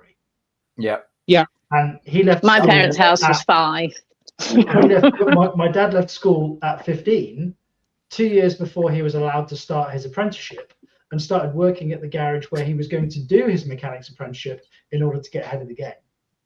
Yeah. So it were a very different set of circumstances, wasn't it? And it's not the same now. And you see the same generation. I mean, they kind of say, well, just print a CV out and walk around town, you'll get a job. I mean, maybe you will, but it's just not how it's done anymore. Mr. DeWitt says that. Can I ask how old your father is now? Evening, Angela. Can I ask how old is your father now, if he's still alive? Hope so. Well, no, how old would he be now? He was 67 and he died in 2022. So he died young, really. Didn't he? My dad's 83 today. He's about 70 then, yeah. That was cheap. No. We lost my mum 2 months ago, right? And my dad's 83, and he's got a little bit in the bank. And do you know what? I keep telling him, and I've been telling him for years, spend it, Dad. And now he's come to the realisation that he should spend it, because otherwise the taxman's getting most of it. Yeah. So he's been tight all his life. Well said, Susan. I have a question for the panel. Go ahead, mate. I just want to read this comment from DeWitt. It's kind of the point I was trying to bring up with you, Reese, when it's talking about like bureaucracy and stuff, because I've seen a lot of wealthy people plan to develop on it and ended up just going, in the end, sack this shit, I'm selling it, because they just can't get through the red tape. And DeWitt saying there's 1 million empty properties. There you go. And 1 million more That's a lot of content. And 1 million more plots with planning permission for more than a year, but being land banked. So it's a conflict of interest, like you say as well, isn't it? They're weighing up. Yeah, I've seen this house, right, that is abandoned, and it is beautiful. It's a little cottage in the middle of nowhere, and it's you know, it's got a little conservatory on it, and I drive past it going to Tesco's. So it's Susan, not out of the way. She's up for it's a shame they've changed the law. I think Susan would be trespassing and taking over that place. Wouldn't you? I'd be like, how can I move in? And apparently you're supposed to live there and be conspicuous. I'm like, well, Yeah. pretty sure someone will know that. Yeah, well, Reece, you had a question for the panel. What's your question, Reece? So we've had successive governments for at least the last 10 years make promises that they're going to increase the number of new homes built every year. They've set themselves targets for these new homes to be built. Yeah. My question is this: if there is a dramatic increase in the housing stock and the value of those properties decreases as a result of lack of competition, that then affects the stamp duty and the tax that's paid when those houses are purchased or sold. Okay. So it's not in the government's interest in terms of tax receipts to encourage the building of more houses, because it depresses the market, which then depresses the amount of revenue that they receive in taxes. Yeah. Well, that's obviously the case, assuming that the tax thresholds are fixed and can't be changed, but the tax thresholds can be changed. And we see them playing this game of silly buggers all the time with tax thresholds. So, for example, it's stamp duty. They've changed. Just 1 second, let him finish his point. So I'm just thinking you're talking sorry. about capital. Are you talking about capital gains tax, John, and that? Because I've seen him talking about that. No, it's slightly different capital gains tax. Well, no. But what he's talking about is the capital gains threshold and what they applied to capital. What now falls into the capital gains bucket? Yeah, but it's more fundamental than that. So it's things like the income tax thresholds. So when I've been screwed by that. Yeah, so they'll freeze an income tax threshold in periods of high inflation, and so what happens is that you end up with a higher proportion of the population that fall into a higher tax bracket. So, for example, the 40% income tax bracket, in 20 years ago, there'd have been a much smaller number of people per capita in that tax bracket than there are right now, because they've frozen the tax bracket. If inflation is at 4% a year, and they freeze this 40% tax bracket at £39,600 or whatever it is, then as wages go up, not in line with inflation, but as inflation and wages go up to try and keep up with them, then it pushes more people into the 40% tax bracket. So you've now got a lot more people that are, instead of paying 20%, they're paying 40%. So a tax bracket freeze is actually a tax increase on what would have been the working class, or on what would have been the middle class that are now the working class. So you've got more people who are passing in the working class that are passing into what was a tax bracket that was initially designed for the middle and the upper class. And it's the same case with inheritance tax. With like when the inheritance tax threshold was at £250,000 or whatever it was, this is when the average house price was £120,000. Well, the average house price is now £227,000. Yeah. So, and this is because the house prices are going up because the demand is through the good goddamn roof. And in answer to the question that was asked earlier, there is no hope on this planet that we're going to build enough houses to keep up with demand. No way. We need to build one. We need to build a new three bed family home every 2 minutes just to keep up with the migration into the country. It's not going to happen. What do you think of the 3D printing building technology? Complete crap. That's awesome. Complete crap. Can we welcome it looks amazing, but when you look at, so it's how if you're going to build, if you just look at the one house, right? Yeah. Fine, it makes a lot of sense. Like a 3D printed house, you can build it a lot quicker, but that's because you can get your trades in quicker and whatnot. But when you're building an entire housing estate, that means you've got multiple teams. You've got one team that comes in and digs the footings, and then you've got another team that comes in and does the groundwork, and then you've got another team, and it's very much a Henry Ford production line process. So when you've got teams of brickies that are doing 8 courses of bricks on this house, and then they're moving on to the next house and moving on to the next house, are you going to disassemble this entire goddamn machine and move it? Well, because it can only print so many layers in a day, in the same way as brickies can only lay so many bricks. Yeah. But I guarantee you, I can move 10 brickies from one row of houses to another a damn sight quicker than a bunch of Yeah, engineers. what if they have more machines? Well, And what if couldn't you they- just what if they have more machines doing it? It's couldn't you not just one lift it machine. with a There'd be crane? millions. There's 5 or 6 machines doing 5 or 6 at the same time, and then Could you- when one tries, That Yeah. size of machine would be millions. Yeah, Couldn't you just train it out? It's the initial investment on the equipment to do that, and it's what's your value add here? How quickly can you churn out the houses? Also, more importantly, we have in the UK with mortgage lending, we've got something called standard and non-standard construction. Yeah. And right now, I'm with my company. I'm trying to get domestic extensions on properties. I'm trying to break through with something called a ground screw, which is essentially it's a friction-based pile where you drive the ground screw into the ground. It's a huge, great big long steel pile that you drive into the ground like a giant screw, and you end there on it. You can put a timber frame on top of it, and you. I've seen these videos. Yeah, I've seen. Yeah, TikTok. There's loads of different companies that do them. Now, some of them are on the very, very domestic end, and they're the sort of things that you'd put like a home office on, or like a shed or something. Garden There's stuff. also- They're like big screws, aren't they? And they're used instead of and you can put them in with an SDS or a hand ratchet.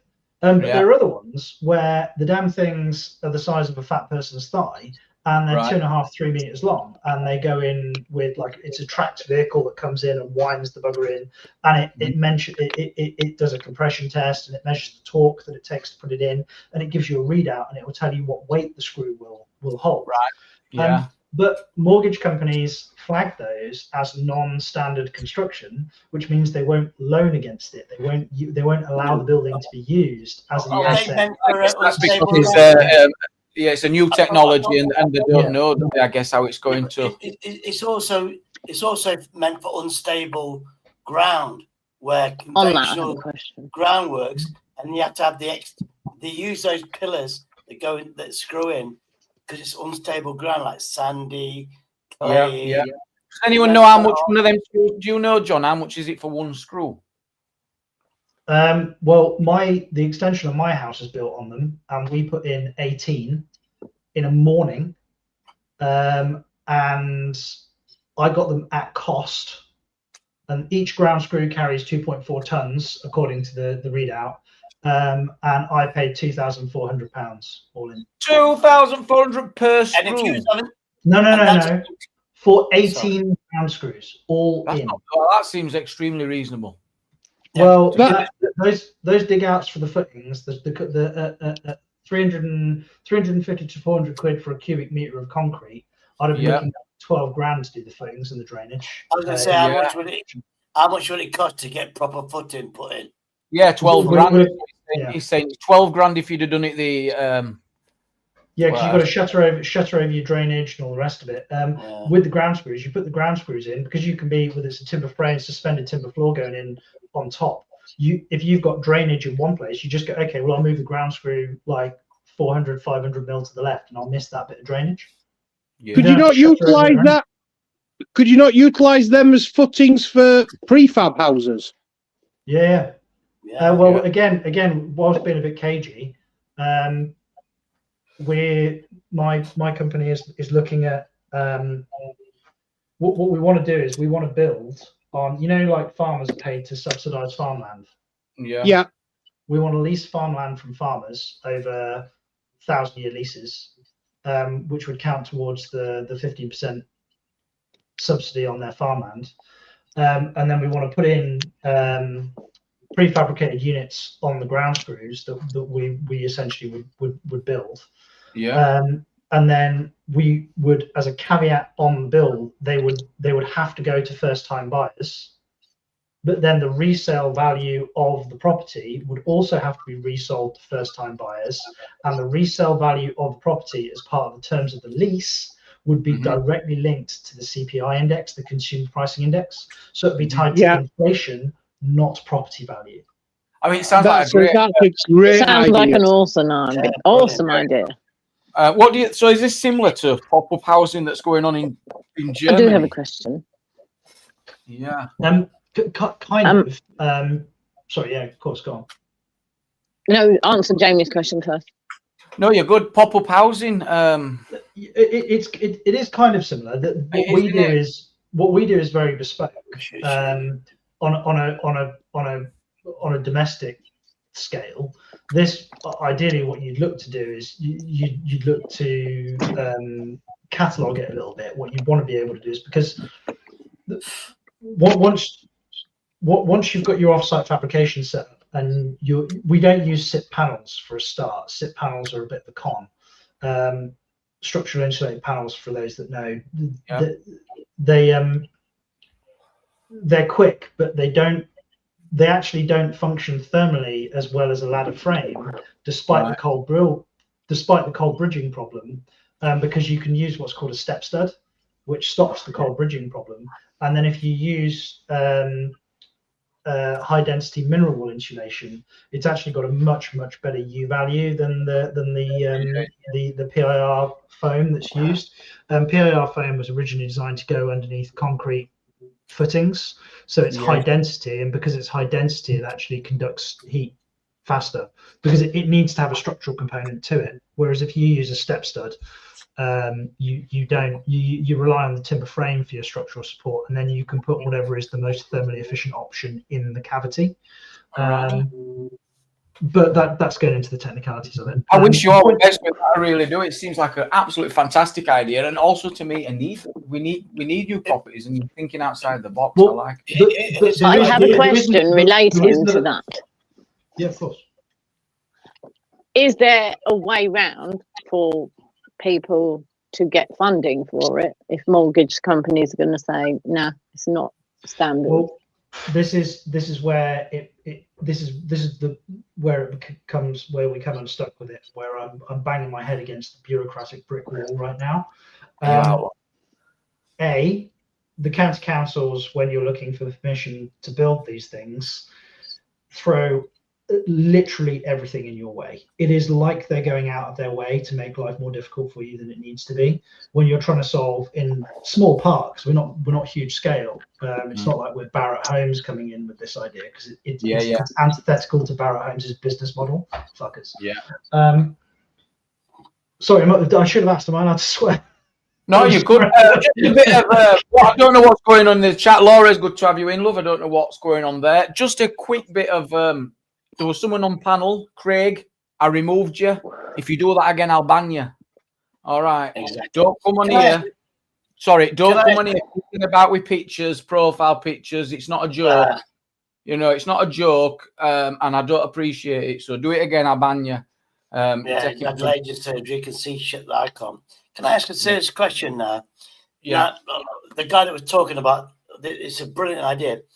Have you ever thought of getting these major companies like Juicens on board? Because they'll benefit as well. So a powerful company. One of the companies that I'm already partnered with already, again not mentioning the company, is interested. They're happy with the idea in general, but they're very hands off when it comes to the bureaucracy. We're going to have to make it happen, and they will supply the materials at an exceptionally good rate, and they then get the social benefit of being the company that's supplying the materials. But initially it's going to be very local. But everybody says I'm stupid, this and that, but I have got a friend. I've known him for like 40 years, and he's a managing director, one of the top geezers of Juicers. He's like the top 12. I could say something. I ain't seen. Well, I used to use Juicens, and their prices weren't terrible.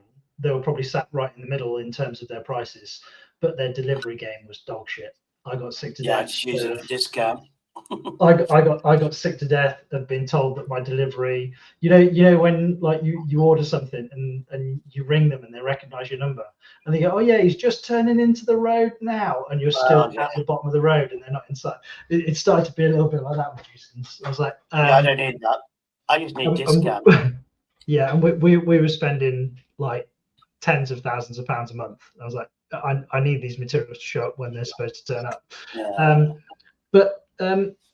The reason that, I mean, it may be self-evident, it may not be, but the reason that the whole point, a big part of this project would be the property value, the resale price as part of the caveat is linked to the CPI, the consumer price index, is because wages, i.e. what people can actually afford, tracks better with the consumer price index than it does with house prices. So the reason that the houses are so ridiculously unaffordable, and they're, the average house price is 11 times the average wage. Whereas when my parents when they bought the house in, 2.5. Yeah, it was 2.5 times exactly. I thought your parents were older, because my parents, if they was alive, they'd be 90 years of age. They bought their old council house for $6,000, but it was the property was worth 12,000. They got, at them days, you got 50% off. Do you know what I mean? Yeah, those obviously now worth 160, 170,000 in that. Well, anyway. I live in the most painfully middle class area of the country. I live on the train lines, essentially between Coventry and Birmingham and London. Midland. Fair play. Well, yeah, I'm a Midlander, yeah. Yeah, you got my as if my accent didn't give me away immediately. You got my full respect. We're going to just take a little intermission. I'm going to put kettle on, but Angela's brought this video up for us to watch. Only 4 minutes long. Angela says she's put this together this morning. So I'm going to play this while I'm listening and put kettle on. I'll be back in 2 minutes. As well. Yeah, go ahead. Okay, just to know that obviously I've always been, and for me now I am politically homeless, guys, at the moment. So yeah, this was quite interesting. Just saying. Yeah, 4 minutes, Mustard. 4 minutes. It's not bad, I promise you. Actually judge It's government Go and success? have a Is it fag. about the big speeches, Sorry. the grand, ambitious promises, or is it something a lot more basic? Did they just do the stuff they said they were going to do? That's the question we're going to dig into right now. And you know what? The Prime Minister himself has basically set the terms for this. He wants his government to be judged on its actions, not just its words. So, okay, challenge accepted. In this explainer, we're going to do exactly that, using an independent tool to see how those actions are really stacking up against all the promises. All right, so the tool we're going to use comes from the independent charity Full Fact. They've put together something called a government tracker, which is basically an impartial system designed to keep a close eye on whether the government is actually delivering on its key promises. And they're not just tracking one or two things. Right now, Full Fact is keeping tabs on 86 key pledges. Now, these aren't just random promises. They're pulled straight from the election manifesto and other big announcements made since the government took office. So what does the big picture look like? Okay, so here it is, the overall breakdown. And right away you can see it's a bit of a mixed bag, isn't it? This purple slice over here, that represents the 19 pledges that are officially achieved, done and dusted. Then you've got this huge blue section, the biggest piece of the pie. That's 38 promises that are currently in progress. But then you see these red and yellow areas. Those represent promises that are either off track or still kind of murky. So let's dig into what's really behind these numbers, starting with the successes. All right, let's talk about the wins. What promises has the government actually managed to get over the finish line so far? These are the pledges that Full Fact has stamped with a big official achieved. That's 19 completed promises. And they really do cover a whole range of different policy areas. So, for instance, a key economic pledge was... Can I just ask, is this sponsored by the Labour Party? I sense where this might be going. No, it's not. No, it's not at all. No. It's like Trump's big list of achievements. No, I promise you. No, I can guarantee you. No, it's not. Definitely not. No, it's not. Guarantee it. Pledge 42, how you grab them by the pussy. You'll see it then, just not. That one's a tick. Promise kept. Then there's migration policy. The government made a very high-profile commitment to scrap the partnership with Rwanda. This was a big deal, and the tracker confirms it as achieved pretty much right out of the gate. And this one really shows the variety of pledges being tracked. It's not all high finance and international treaties. A promise to introduce a supervised toothbrushing scheme for 3 to 5-year-olds in Oh my areas with the highest need has Exactly, also been that's what I'm delivered. saying. Okay, let's move on to that big blue slice of the pie we saw, the Wow. work in progress pile. Think of these as the projects where the wheels are turning, but the finish line just hasn't been crossed yet. We're talking about a combined total of 38 pledges that are currently listed as either in progress or appears on track. This is where the bulk of the government's day-to-day work is really focused. And this gives you a bit of a flavor of what's in that pipeline. We're talking about some major initiatives here, right? Things like introducing free breakfast club. It is definitely got Labour's input, whether it's that full fact No, or I promise you. If you keep going, I promise you, you'll see it well, behind. yeah, no, but it's kind of like painting a picture that they're doing amazing things where they're not. No, but just keep going. I promise you. No, because you've got to think. It said, didn't it, 86 things on the No, but we've manifesto. been discussing these Well, politicians for a long time. We've heard all his speeches. We've seen how he's moving on the world stage. We've seen all that. And just the fact of introducing a few breakfast clubs ain't going to change my opinion. No, that's what I'm Well, saying. To keep what- going with it. Let's finish watching it, and I'll I'd say my watched the point. video before. Yeah, I get the feeling this is going to spear off in one direction In really every quite primary quick. school, Yeah. moving the railways into public ownership, the stated goal to reduce net migration, and recruiting 6,500 new expert teachers. The tracker suggests all of these are heading in the intended direction. But of course, not every promise is straightforward. Some run into major obstacles, some get delayed, It's and just some, what is going on. It's winding some me get up. broken. Sorry, I'm going to move on. So Would you not- what does the no. data tell us about the hurdles? This brings us to what is probably the most challenging area for the government. These are the pledges that Full Fact has assessed as either appearing to be off track or, in some cases, definitively not kept. In total, 10 of the 86 pledges fall into this category. Now, that might not sound like a huge number compared to the others, but they often involve some pretty significant high-profile commitments. Here's a classic example, one that affects a lot of people's daily lives. The promise was to fix an extra 1 million potholes across England every single year. Full Fact's analysis, however, suggests that this target currently appears to be off track. For this one, the verdict is pretty unambiguous. The huge overarching promise not to increase taxes on working people has been categorized as not kept. The tracker specifically points to changes made to national insurance. And here's another major challenge. The ambitious goal of building 1.5 million new homes is a cornerstone of the government's agenda, but the tracker currently rates its progress as appears off track. And Is it still finally, we loading? have the pledges that are kind of living in a state of We need to go uncertainty. twice that. For these, it's either just too early to tell how they're going, or the evidence we have is disputed. This gets broken down into 2 little groups. First, there are 5 pledges where the facts are considered unclear or disputed. A good example of this is the commitment to train thousands more GPs. Then you've got 14 pledges in the wait-and-see column. These are often the really long-term ambitions, like changing the voting age, where we simply can't judge the outcome. So, after looking at all the data, what's the big takeaway? Well, it's definitely not a simple story of success or failure. The scorecard reveals a government that's delivering in some areas and actively working on many more, but it's also facing some real struggles with key promises. And for a whole bunch of others, the jury's still very much out. Which brings us right back to the beginning. The goal was to judge performance based on actions, not words. The tracker provides the data, the scorecard is all laid out. So now the question gets passed over to you.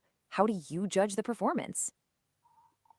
That's all it So was. the whole point of that organisation is to try and challenge misinformation, and Yeah, it is. it's independent. It's got wealthy funders. It's heavily funded by Meta and other Yeah, AIs.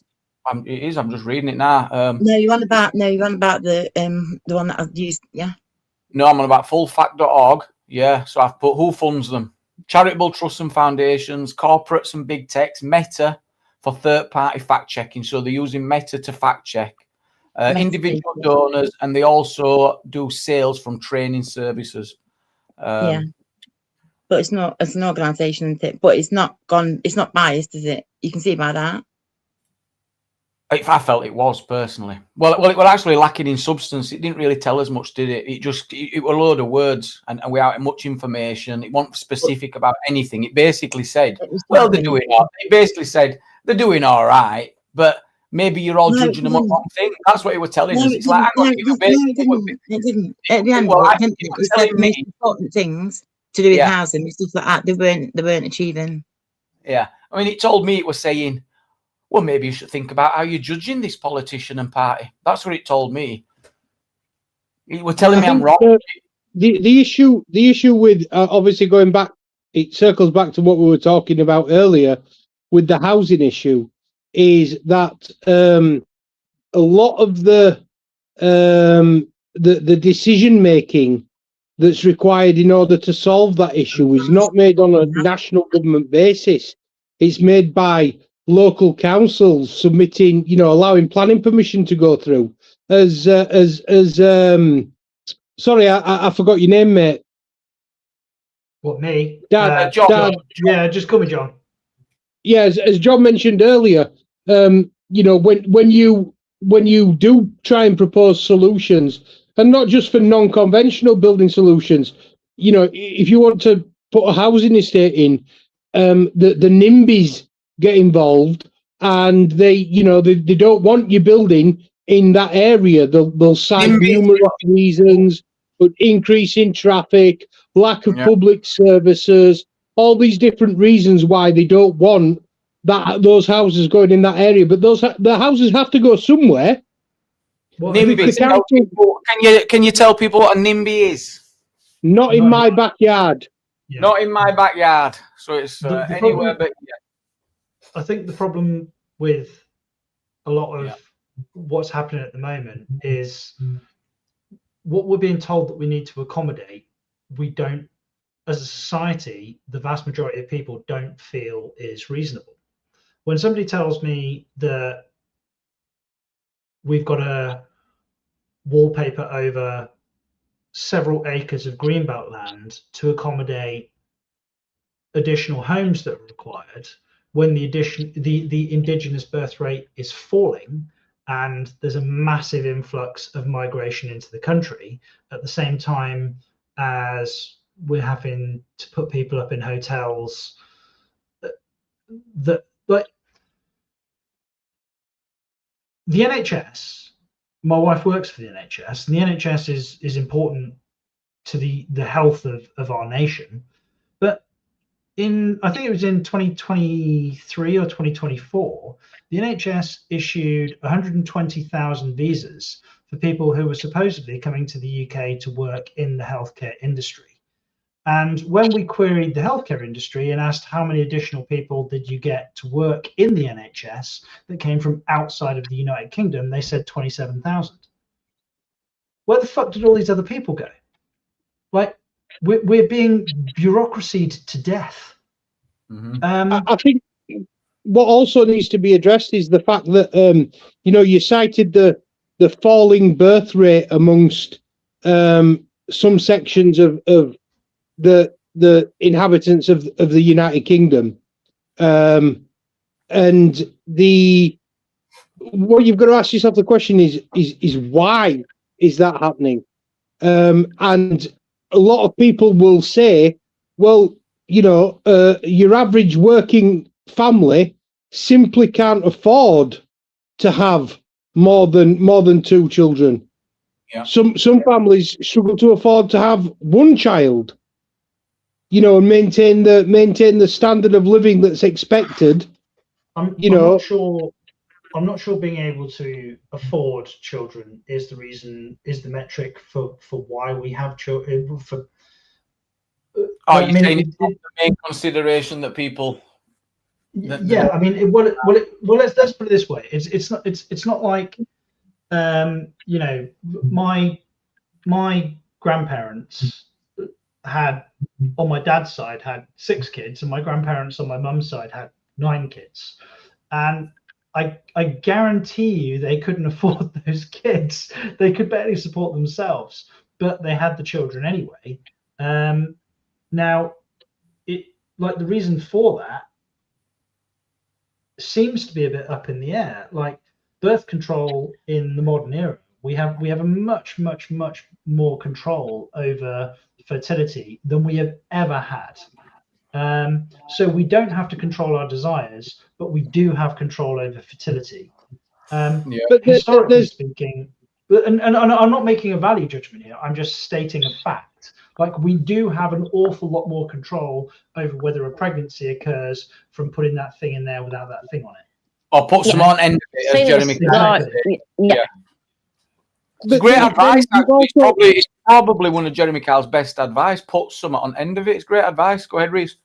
You've also got to consider that the communities that are experiencing, that have large families, also have same access to the same contraception that everybody else in the country has access to, but they still have large families, and typically, what you would see is that there is much more family involvement in the raising of those children, whereas we have a tendency to put our old people into, old people's homes. Disgusting, isn't it? And that's a great point that on about how we're willing to live as a society and where priorities are. Can I welcome a new guest on? Mr. DeWitt, welcome up. Great to have you in this discussion. Hello. Mr. DeWitt, yes. Before I go on to this bit, I just want to get DeWitt's point on this, because very knowledgeable is DeWitt on this topic. Very. I know. I wouldn't say I'm knowledgeable. I've read You are. There's a connection between life expectancy and birth rates and a country as it gets industrialised and more wealthy. As it gets, every country that's been, I think there's a couple of outliers, but they're religious, so they're different. As a country becomes more wealthy and organised, industrialised, the birth rate goes down and life expectancy goes up. Japan's a prime example. On that I'd explain that as people are just getting on with their own lives, are they becoming more self-contained? But one of the big things is women get control of the birth control, and they think it's a conscious decision. They don't look. If you got infants that are dying young, and they've got a high, more infant mortality rate, you tend to have more kids to look at insurance, if you know what I mean. And culture follows behind as well. Like, and then cultural practices of having large families. You families. can educate too. You can really educate well at one child. Yeah, most people. It's survival, isn't it? This is making me think of survival instinct. It's you've no need to. There's no need to have large families.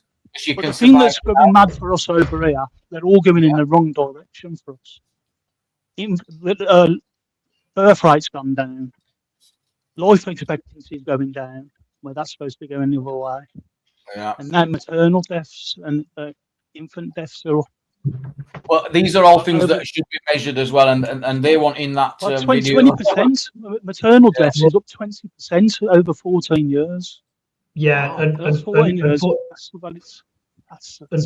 can you believe that only in the 1930s and 1940s, so what, 70, 80 years ago, at the time, what were considered to be developed countries, industrialized countries, went to war with each other in order to gain additional living space for what they perceived to be a growing population and the future of their nation. And yet we get to, 100 years later, we've got to the point where we've got our populations are declining that much that we are becoming dependent upon immigration to keep our economy sustainable. Well, we're not. The problem with the argument that's been made about immigration is that the claim is that immigration is necessary to quote unquote sustain growth. Yes, economically, that the governments have got a high need to have workers, because because there's 1 million people on out of work benefits and people are lazy? Is that part of it? That we've got enough people here, should be investing in people here? Is that what you mean? No, you can ignore the out of work indigenous population almost entirely. Right. The problem that we've got economically has nothing to do with the current working generation, and it's got everything to do with the older generation who retired on things like final salary pensions, or who have been guaranteed state pensions because they were guaranteed these things at a point of unbelievable growth. The baby boomers were called the baby boomers because the economies were booming, growth was booming. We were rebuilding post the Second World War, and we thought that this growth was going to continue in perpetuity. And we've got, if you think about it from the perspective of we know why it stopped, though, don't we? We know why it stopped. You know, like I agree with all what you've just said, but the reason it stopped is because we stopped investing. You know, all in the 50s. No, that was all state owned, weren't it? Then it was all. There was no privatisation. After the war, the country took over. They built the houses. They built the industry. Sorry to interrupt. 1 second. I'm gonna have to go and let my wife in. She was out with her mother and her aunt this evening, and she's still at the front door. And if I don't let her in, she might be shitty with me. I'll be right back. Most makes a great point. He says people have been told by our media and politicians that the traditional family is old-fashioned and outdated. I'm not sure I agree with. Well, I do agree with it, but I don't think they've been told. It's just kind of been facilitated through needing two-parent working households, longer and mobilisation. Like, you know, people living far away from each other and the destruction of the extended family. That's what I think's really damaged society. That you're not close to your extended family anymore. They're just not about.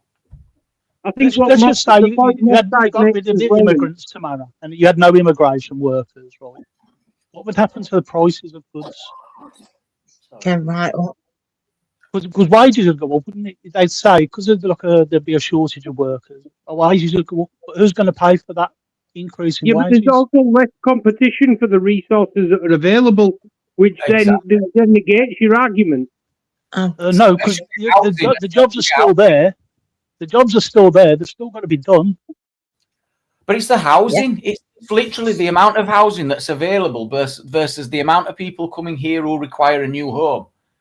Well, it don't match. There's no houses, so it's like, well, yeah, but most of them are going private, aren't they? Exactly, but it don't matter where they're going. It don't matter where they're going. They are still taking up an address. So, if the people coming are taking up more addresses than we've got addresses available, how are we supposed to grow as a society? And how are the kids getting houses? How are people? It's ridiculous. If we aren't doing the work, we need people to do the work. If we're not doing the work as a nation, who is going to do that work? That is what we need as a society, though, instead of just importing people to do the work. That certainly seems exploitative.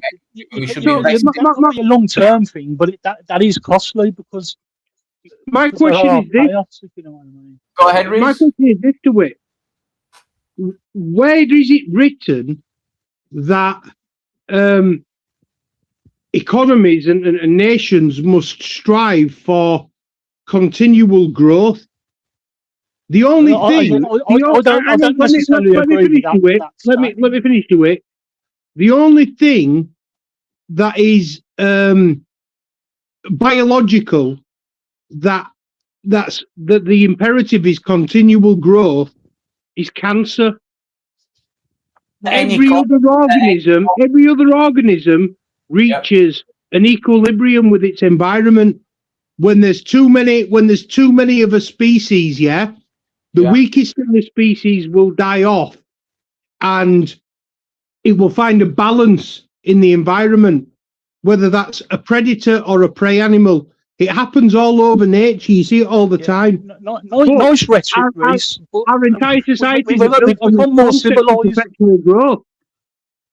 Yeah. And in a planet with finite resources, that's not feasible. Nice rhetoric. But I think there's bigger issues. How did we build a civic society? By not, for one, just absolutely destroying this housing market. For one, it's absolutely insane. Absolutely insane. Yeah, but that's because it's all privatised. Then it's there for it's earning a profit, if you know what I mean. Yeah, but that's what we need more. We need more council. We do, but be great to It'll bring stop. down the rents. It would be great to kind of reduce the amount of people who are requiring homes who are not from here. Well, that would be massive, wouldn't it? That would be such a. No, I don't think it is. You Well, just, it would you just, like, you know, there's loads of places up north, right? Yeah. And the Midlands. If we hadn't have had immigration, we wouldn't have, you know, the lives that we had when we was young, we wouldn't have had them lives. That's a fair point. The economies were shit. There was no new build. No one was coming investing up there. But is average idiot right to say, well, all right, fair enough, that we've had some great bonuses, with great advantage, but is it a time to now say we don't need you anymore? Sorry, it's really causing it's causing more damage. It's myopic thinking. So what's the bit that's causing more damage than good here? Is it the thing that I think is causing more damage? Is just the numbers. If you've got so many empty properties, and then you've got people coming into this country who needs a property. Well, if that's just basic numbers. But if they're working, they're the only ones who can afford it. The only way you can make it more affordable is to bring rents down. It's also about illegal here, Jamie. Go ahead, John. I'm not mentioning Lee. I didn't mention about Lee. I'm talking about people who need a postcode. I don't care what it is. It's about people who need a postcode, need somewhere to live, and people who live here need somewhere to live as well. So if you stop people needing a postcode who don't, then it makes it a lot easier for people who live here, surely. So there's two problems that are going on at the same time. Right. The first one, which is what so is it average idiot? I do it. Average I do it. One do it. Idiot. Yeah. Idiot. Okay, fine. I'm just the average idiot, mate. You said that I don't see there to be a need for essentially continuous growth. Yeah. Why can't we just remain static, remain stationary? Well, from an inflationary point of view, we were very, very, very stable for an incredibly long period of time. There was always continuous growth. I mean, there were peaks and troughs, but on average, there was always slow, continuous growth. And we decoupled currency from actual value, and we hooked it up to GDP. This was why we now have what is essentially a fiat currency. And what used to stop governments from printing money, i.e. money print to go burr, was what the currency that they had in circulation had to be tied to a physical asset. Gold standard. That they bought, right? And that asset used to be precious metals, gold, etc. And it's now property. Well, it is kind of. It's now the value of the currency is tied to GDP. And they started printing shitloads of money, and we started getting runaway inflation. So what do they need to do? They need to import GDP. And what is GDP? We didn't have it. We didn't have rising inflation. That's wrong. Inflation didn't go up. That didn't come up because of quantitative easing. That come about because of the war in Ukraine. I didn't say it was because of quantitative inflation, and that interest rate stayed down. Didn't they have to quantitative easing? That's why it changed. That's why all the market that we used to know about economics and all that was about printing money causing inflation, that changed. That COVID 2008 crash changed everything.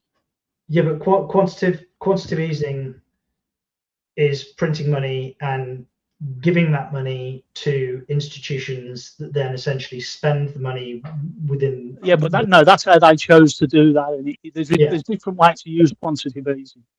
If you use it to create jobs and buy assets rather than pay wages, it's bringing in money. And that instead of like the PFI, instead of paying for hospitals and that be PFI, they could do quantitative easing and not pay out a profit, if you know what I mean.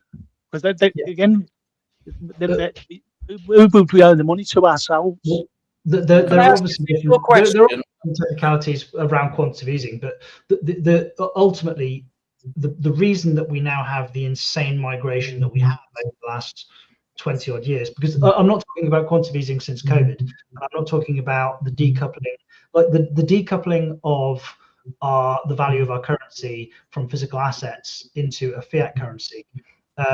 occurred in like what would our economy be without that? Not now. Like the growth that we've seen, the massive growth that we've seen, and the increased runaway inflation that we've seen in the Western world has been since the 60s and the 70s. Prior to that, it was actually setting aside the depression in the States. That's made of the economy of the world, isn't it? I think the priorities are just way off. It's all economics, fine, and maybe it's me that's naive, but I want to see a waiting room in an NHS department reduced. I want to see people be able to get a house and do well, get a job and climb the ladder. And how does full employment should be the aim for any country? How does someone if someone turns up on the shore and they've got a big bag of cash over the shoulder, I can see how that might be a benefit a country because they're going to invest. They're not going to have to rely on a country. They're not going to have to take from the country. But if someone turns up on the beach with literally sod all in the pocket, how is that beneficial to the country? You're right. You might have a low-paid worker there that you can exploit and take advantage of. No, but they can't, can they? Because they're the refugee. They're not. All right, you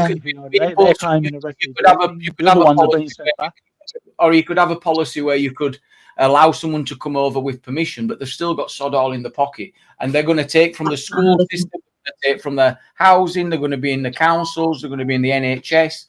I just don't see how because people that come over legally now, in the sense like you just said then, they can only come over now if they have a job, if they've got money in their account, and they've got like either a sponsor or they've got for visas as well, don't they? Visas in university. Because they've been how does that help 88-year-old? How does that help 88-year-old Doris who's just spent 2 days in a corridor because it's absolutely rammed? How does that help her? It's a totally different fund, isn't it? Well, not really.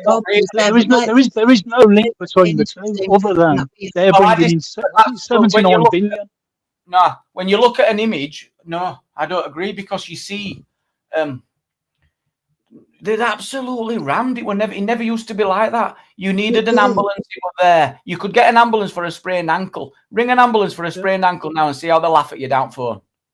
Yeah, see how they laugh at you. Again, that's what happens when you cut services. Well, you say cut services. We've not cut services. They've not cut services. Well, we've got less money going in. Well, we've got more going in, but for more people being served. More money being taken out. You've just shot your own point down. It's the same amount of money going in, but it's been spread over more people. Reece, if you let me finish the last part instead of jumping in, and let me finish the final part. A big part of it's being taken out for profits, for private companies. That's where a lot of it's being gone. It's not being put onto patients. It's being taken out. We're paying for them PFIs. We're paying for all that building, for all that upkeep. So my question to you is this, DeWitt. Sorry, Princess Angela, just give me a second. I have a question for DeWitt. How many is enough? Nice rhetoric. What do you want me to answer? Oh, it might not be a fair question. Let me jump in. It might not be a fair question, Henry. If you want to ask questions, right? You know, you're on about fears and that.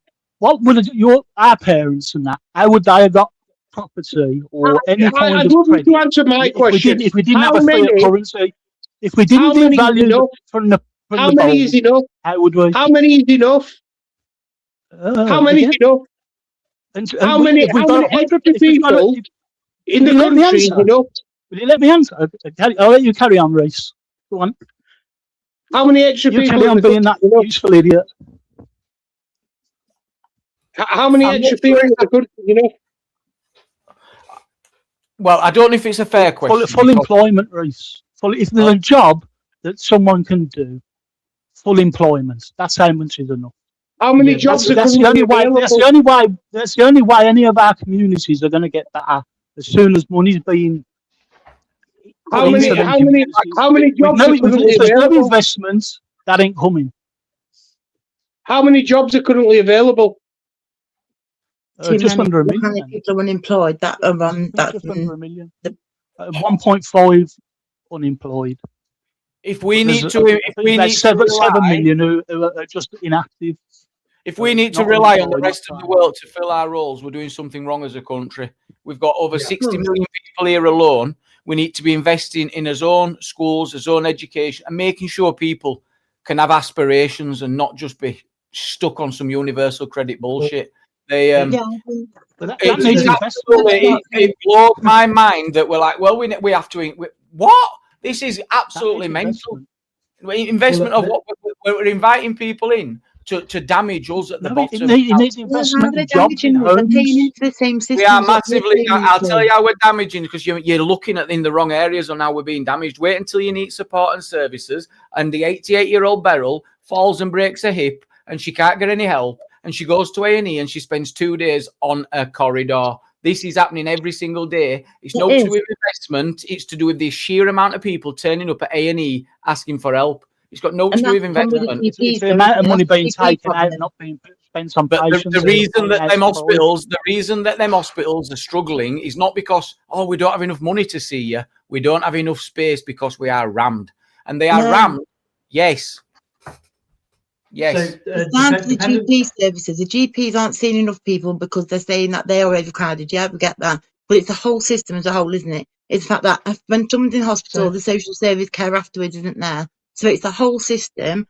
And then you've got to think the people that are coming over here aren't working. They're paying into the same system as what we're all paying into. I don't care about. They're only starting to pay it in from then. They haven't paid in for 30 years. And not only that, imagine coming from a country that doesn't have an NHS. Maybe when you get here, you're going to have a lot of things that you need to be dealt with. So it's a lot more pressure as well. It's like, finally I can get this. I'm not denying people help. I'm just talking about why it's absolutely ram. Listen to this story recently. This came in yesterday. This is woman tells of a 36-hour hospital corridor ordeal. Check this out. Bruises on her face will fade in the coming days and weeks, but the harm inflicted on 89-year-old Anita by her experience in the NHS may take longer to heal. I expected to go straight up to a ward on a nice bed. I really did. I went straight to a corridor and I never moved from the corridor. This is what she faced at an A&E department at a hospital in Sussex last week. After a fall at home, she had a fractured nose and a bleed on the brain, but had to spend 36 hours on corridors with dozens of others because there were no beds available. You know, an old lady on the bed for 1.5 days. Makes me absolutely no clean sick. sheets, no in your main, this is someone's mum paid in. She's paid in 80 years. She's contributed to this society. She needs help, and she's stuck on that corridor for 2 days. And when it's insane. Can't stand it. I cannot stand it. That's political choice. Not immigrants, not immigrants. It's a political choice of the parties. Day and a half. And let me tell you something. You do not go in accident emergency and get an award. They have to assess you. That's the problem. It can take hours to assess you. Then there has to be an available bed in the ward. I've experienced it, so I know. You know I've got some statistics if anybody wants to hear them. Problem as well, isn't it, the other end? You know, they can't get people out into back home because they haven't got I've got some numbers if anybody wants to hear them. Go ahead, mate. Yep. Okay, so there are currently, as of January 2026, 734,000 vacancies in this country. There is currently 1.8 million people unemployed. So DeWitt said that he wanted full employment. So my question is this, there's only 784,000 jobs and 1.8 million people unemployed. Do we reduce our numbers of unemployment by bringing more people into the country to compete with in a job market where there's one job for every 2 people, and that's a conservative estimate? Yeah, but they're not doing them jobs. What jobs are they doing? Live in the right place, or they ain't got the right skills. Well, no. So basically, what you're saying is that we should import people. The answer, Reece, but that's the answer. So what you're saying is you should import people to live in the right places, and rather than hang on, let me finish, please, DeWitt. You're good at talking over people. All right, relax. Don't fall out. It's not worth it. It's really not. So instead of utilizing the skill set that we've got and training the people that we've got in our communities and giving them incentives to be able to move to the places where these jobs are, we should import people from abroad to fill these vacancies, because there's for what reason do it? Because we've got capacity that needs filling. No, we haven't got capacity though, have we? We've just proved that there's only 784,000 jobs and there's 1.8 million people unemployed. There's not capacity there. We've got more people now lost at home, not having any aspiration, struggle. I don't know why. What's going on? Why are we not? I don't get it. Is it just? That's what I'm saying. Either way, they need investment, don't they? Them people that are here, they need it. Like 14 years ago, the Tories said that they're bringing in austerity. That'll bring the debt down. It'll bring people coming in and invest. That's not happened. So, look, I think the government should invest. So what should invest in the jobs? I think Donald Trump wanted the money. I think. Go ahead, John. So my query to do it there is, when you say the Tory government said that they were going to bring in austerity and that was going to bring the debt down, that actually what it was going to do, it was going to bring the deficit down, and then that was going to allow them to pay down the debt. But you said that didn't happen. So what part are you saying that didn't happen? It's got more costly. All them things that they've cut. Yeah, so are you saying that they cut? That woman who's just in hospital. Yeah. Yeah. They put more money in, but more money's going out to private. So it's not more money going in, really. There's more money going to private hands. Right. So if we had more money going into actual healthcare, front line, not PFIs and. So I'm going to give you a little duet. You've kind of meandered into my wheelhouse here. So I graduated architectural technology from De Montfort University in 2000. I went to Montfort. Sorry, and I worked. It's fine. I worked in the construction industry as an architectural technologist until 2010. And because architectural technology has law modules and contracts law modules specifically built into it, I started working for a private medical company called Alliance Medical, which specialized in diagnostic imaging. And a big part of their business was doing book scan report services for the NHS. We did book scan report services at £104 per body area. That was booking the patient, scanning the patient, and providing the report from the radiologists for £104, which was 1/3 of the cost that the NHS could do it. And we still managed to make £8 per patient. So we turned a profit. So saying that the private industry is somehow bleeding money out of the NHS when it's the only thing propping the damn thing up is that's only one that the other. That's not a PFI contract, is it? You can't say the PFI is any good for us, how much we paid on them and we're still paying. No, but what I'm saying is that properly incentivise the private industry is actually something that can be partnered with the NHS to maximise efficiency, because the private industry is incentivised to maximise efficiency. The NHS is not, because it's a collection of bureaucrats. Bingo! I love you, mate. It never has.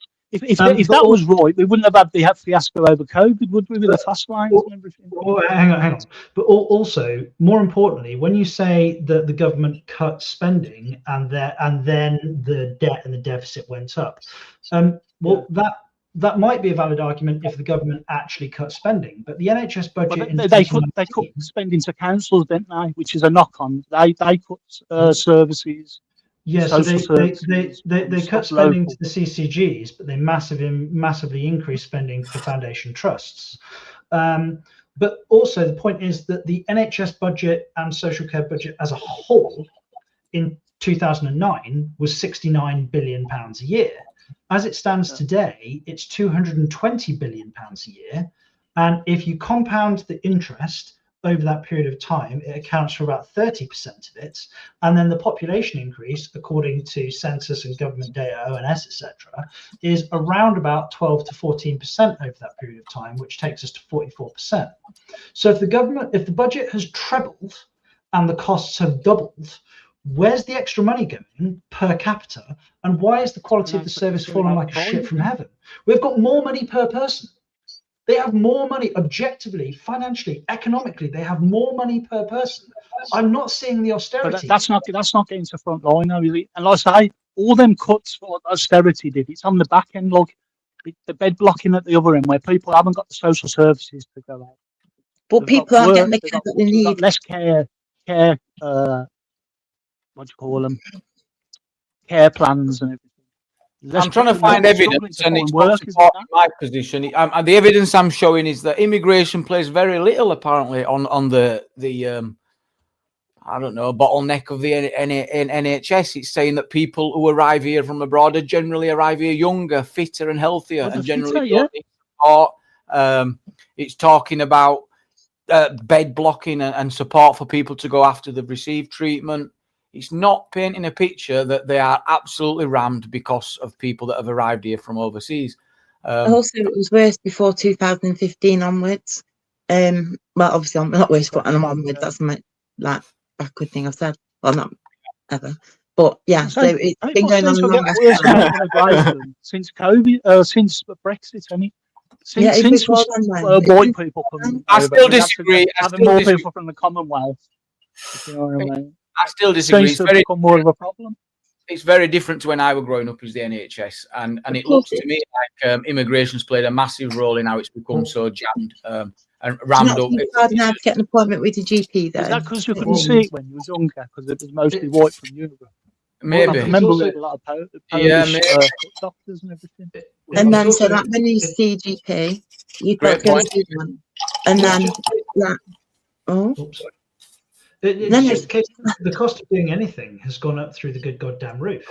So the average annual cost of a person, so not just the cost per year, but the average annual cost of a person. So every year of their lives that they exist, whilst they sit over in the United Kingdom with the responsibility to be taken care of by the British government, every single person, on average, throughout the entirety of their life, costs between £16,000 and £18,000 a year. Is it? Who? So unless you're paying at least that in tax, you're a net negative to the economy. Exactly. And that's because so is that why we don't care so much? Is that why we get ignored? Look, the migrants into the country, the what I call the GDP that's being dragged into the country, isn't GDP, because the GDP per capita is going down, but the GDP cost, the cost per individual is going up, and I want to know where the fucking money's going. Well, it's definitely not going on care, because do you know what? When you think about every time you get a diagnosis, just an example, they've got nice guidance, and you can pretty much guarantee that nobody ever gets the care that they should be through nice guidance. No. And just say, and not going to put what they've got. So let me put it this way. So the government is so efficiently run, it's so competently run. We are seeing such good, excellent care and being hugged by our so-called betters that I paid £37,000 in VAT last year. Just VAT, not income tax, national insurance, corporation tax. Just my VAT was £37,000. I have a wife, myself, and 2 children, and I didn't cover my costs according to the British government. Yeah, we're fucked. Red Violet, thank you so much for becoming a member. I appreciate you. Thank you. And LTG, thank you so much for the gifted membership. Who's the winner? Who got it? What a great dispute. I think I've learned tonight as well, because this is a topic I am not up on. I just go from a point of principle. If you have got an NHS, I'm thinking it's absolutely rammed, so stop bringing people in from other countries. But surely that's basic. They're the ones doing the work. A lot of it. Well, they're not. Yeah, but I'd say we don't want. I don't want them to do the work. We've got our own people. We do our own work. But I think we're exploiting people. We haven't got them to do the work. Who's doing the work in their countries? If we're saying, was down at one point. Stories. Why should we say to them, "Come and do our work"? Who's doing the work in their country then? What about if they're the best surgeons? I don't care about that. No, exactly. That's what I'm saying. It's not fair, is it? We're exploiting them. We're exploiting the country we're taking them from. We're saying, you come here and work for us. What about the country that they come from? It's their choice, isn't it? But can I just Well, point yeah, one but thing out? is it a choice though? Is it a choice when you're in a capitalist system? You think that they enjoy leaving that country? It's not a choice, really. Well, It might be a part of necessity. that capitalist system, they want unemployment. Don't they? Can I They can don't I want can I say unemployment something to personally? pay off. I was in hospital. I had a lot of Filipino nurses, male and female, and I used to get to talk to them because there's only people to talk to. And they turned around and they went, "You know something? We come here. You know, they're qualified. That they speak bilingual. They're qualified at what they do." And he goes, "You know something? We came here. We thought it's going to be, what we were earning, what we're earning. And when we go back to a family, they think we're millionaires." But he says they don't realise, all our wages go on rent, taxes, whatever, and we have to do overtime to get a little bit of money.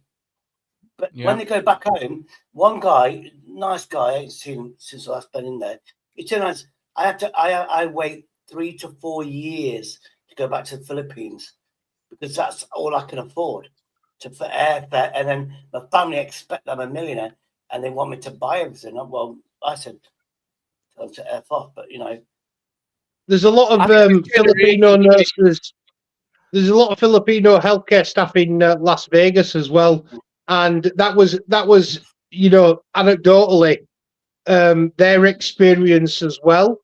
But the Filipino education system is geared towards basically three occupations: nursing, massage therapy, and telephone customer services. Or karaoke. They love fucking karaoke. Oh no, that's a passion for them though. It's not. You don't in school for it. Let's say there's a crisis within the NHS, and the NHS managers get round with the government. We've got a crisis. We need some workers, and the government say, "Oh well, what we'll do is we'll get some deals with us European partners, and we'll get people to come in from Europe and do these jobs." Why was the decision not made? Well, we'll invest in our own people. We'll invest in. Why was there not a national scheme to get people on a bursary, to get people into nursing, to get people into these positions, to train people? Why was it instantly, "Oh, well, we'll just go and get people who are qualified from other countries and bring them here"? That is disgraceful. No, Jamie, That's clearly not enough. I had a few training nurses and they were British. I had a few training nurses, they were British. So, I can't. But the ones that were giving me drugs, there was actually old school, British born, but a lot of them was giving me drugs as Filipino. And you can't give drugs unless you're highly qualified to do it. Well, it depends. So my wife's a neonatal nurse, so she looks after premature babies, and it depends. The nursing has different bandings, and then you've also got sites. You've got offshoots into different areas. So, for example, you could be an AMP or a nurse practitioner, which some of the nurse practitioners, dependent on what qualifications you've got, you can do sort of like outpatient surgical procedures and things like that. You don't have to be a doctor to do those things. So obviously, when nurses come into the be careful because I can't identify anybody, but my wife was on a refresher training course a little while ago, and one of the nurses which had come to the UK, I think she was Nigerian, she didn't know the difference between a milligram and a microgram. Pretty critical shit you need to know there. Well, even more so in neonatal medicine, because all of the drugs that you give neonates, premature babies, are exactly the same drugs that you give adults. The problem is that the ampules that you're supplied for adults are the same ampules that you're supplied for neonates. They don't get dose. They don't get size specific, body weight specific doses for neonates, because you have to cut down the dose because the weight of a neonatal baby is extreme. Like a neonatal baby can be a pound, or a neonatal baby can be 7 or 8 pounds. And the drug is administered by body weight. So there's no ampule that you can get that is just okay. You give that to. You're talking about an expert. You're talking about an expert diagnosing the weight, blah blah, the condition, and then deciding the thing. I was in hospital. That was already on the computers, and these nurses were dispensing the medicine to me. They was looking on the computers, and they basically went from the instructions they was told, but they had to be qualified to dispense those medicines because you can't get the medicines over the counter. The one. Cy Doggo says it's up to you, and I think what he's trying to say is, and I think this is where it sits. It's about aspirations, motivation. Why are people so content doing nothing? What's going on? If we've got 1 million people out of work plus, so much wrong, isn't it? Well, I think because the content being unemployed. The what? Sorry. What makes them be? Why are they content? I don't know. That's what I mean. Are they looking at society? Are they spiritually awake? Have they awakened? No. Or have they been written off? Have been written off with the government happy to just, that's the UC budget, leave them to it. It keeps them conformed. Leave them alone. As I say, they don't mind a certain. They don't mind unemployed. If you know. Everybody wants it. Letting unemployment go up. Brings wages down. You know, well, I think it's because we're too accommodating. We're too empathetic, we're too sympathetic, and we're too accommodating. So, for example, if I decided that I was just going to be an economic dead end, how can I put it? When I was going through my certainly my secondary education, I was told, oh, well, think about what you want to do for a career. You must have a job you enjoy. This is critical to your happiness, etc., etc., etc. And it seemed as though what they were saying was the alternative was, if you can't find a job that you enjoy, well, don't worry about it. We'll look after you. Yeah. Like, no. You just you must have a job. And full stop. I've never heard the enjoy bit is a nice to have, but you must have a job. Full fucking stop. End of discussion. You must be able to support yourself. Nobody's coming to save you, but they are, aren't they? They are, and that's a bit of a big. Do you think it's a parent's role? Choose not to. Do you think it's a parent's role? Let me get John's point. Let John finish his point. I think it's a brilliant point. Go ahead, John.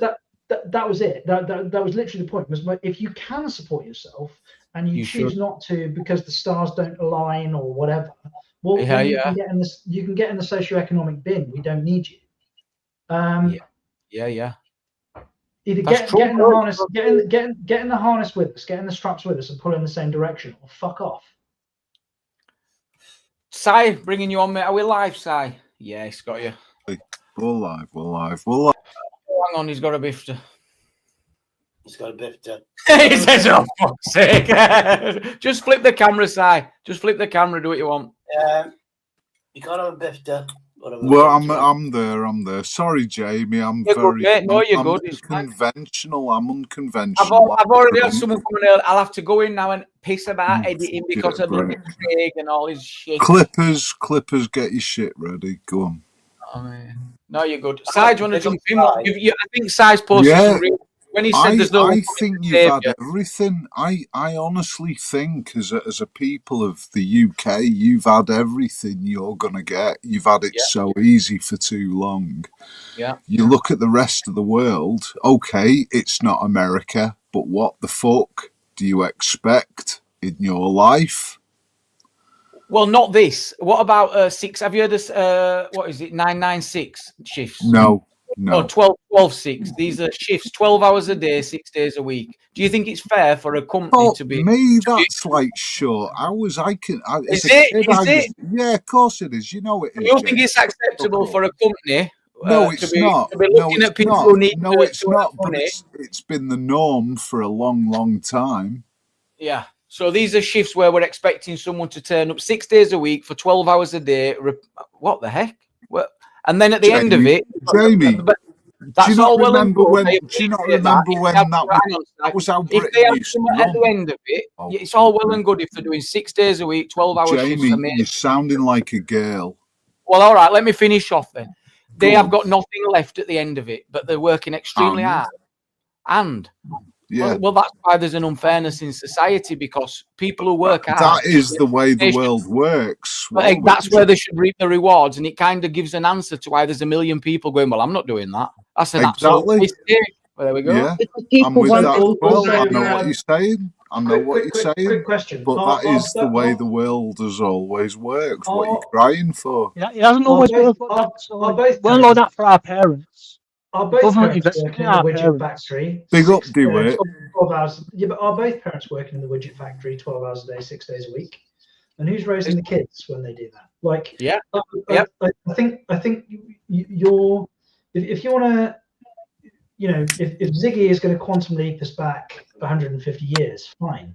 But then mum's at home looking after the kids, and dad is the one who is working 12 hours a day. Look, if you told me that my wife could stay home, look after the kids, cook, and that's what she wanted to do. Obviously, I'm not engaging with the mandatory patriarchy here. But if you told me that I was the one that needed to work 12 hours a day, 6 days a week, and I got my Sunday, and my wife didn't have to work, I'll fall on that sword. I'll do it. Yep.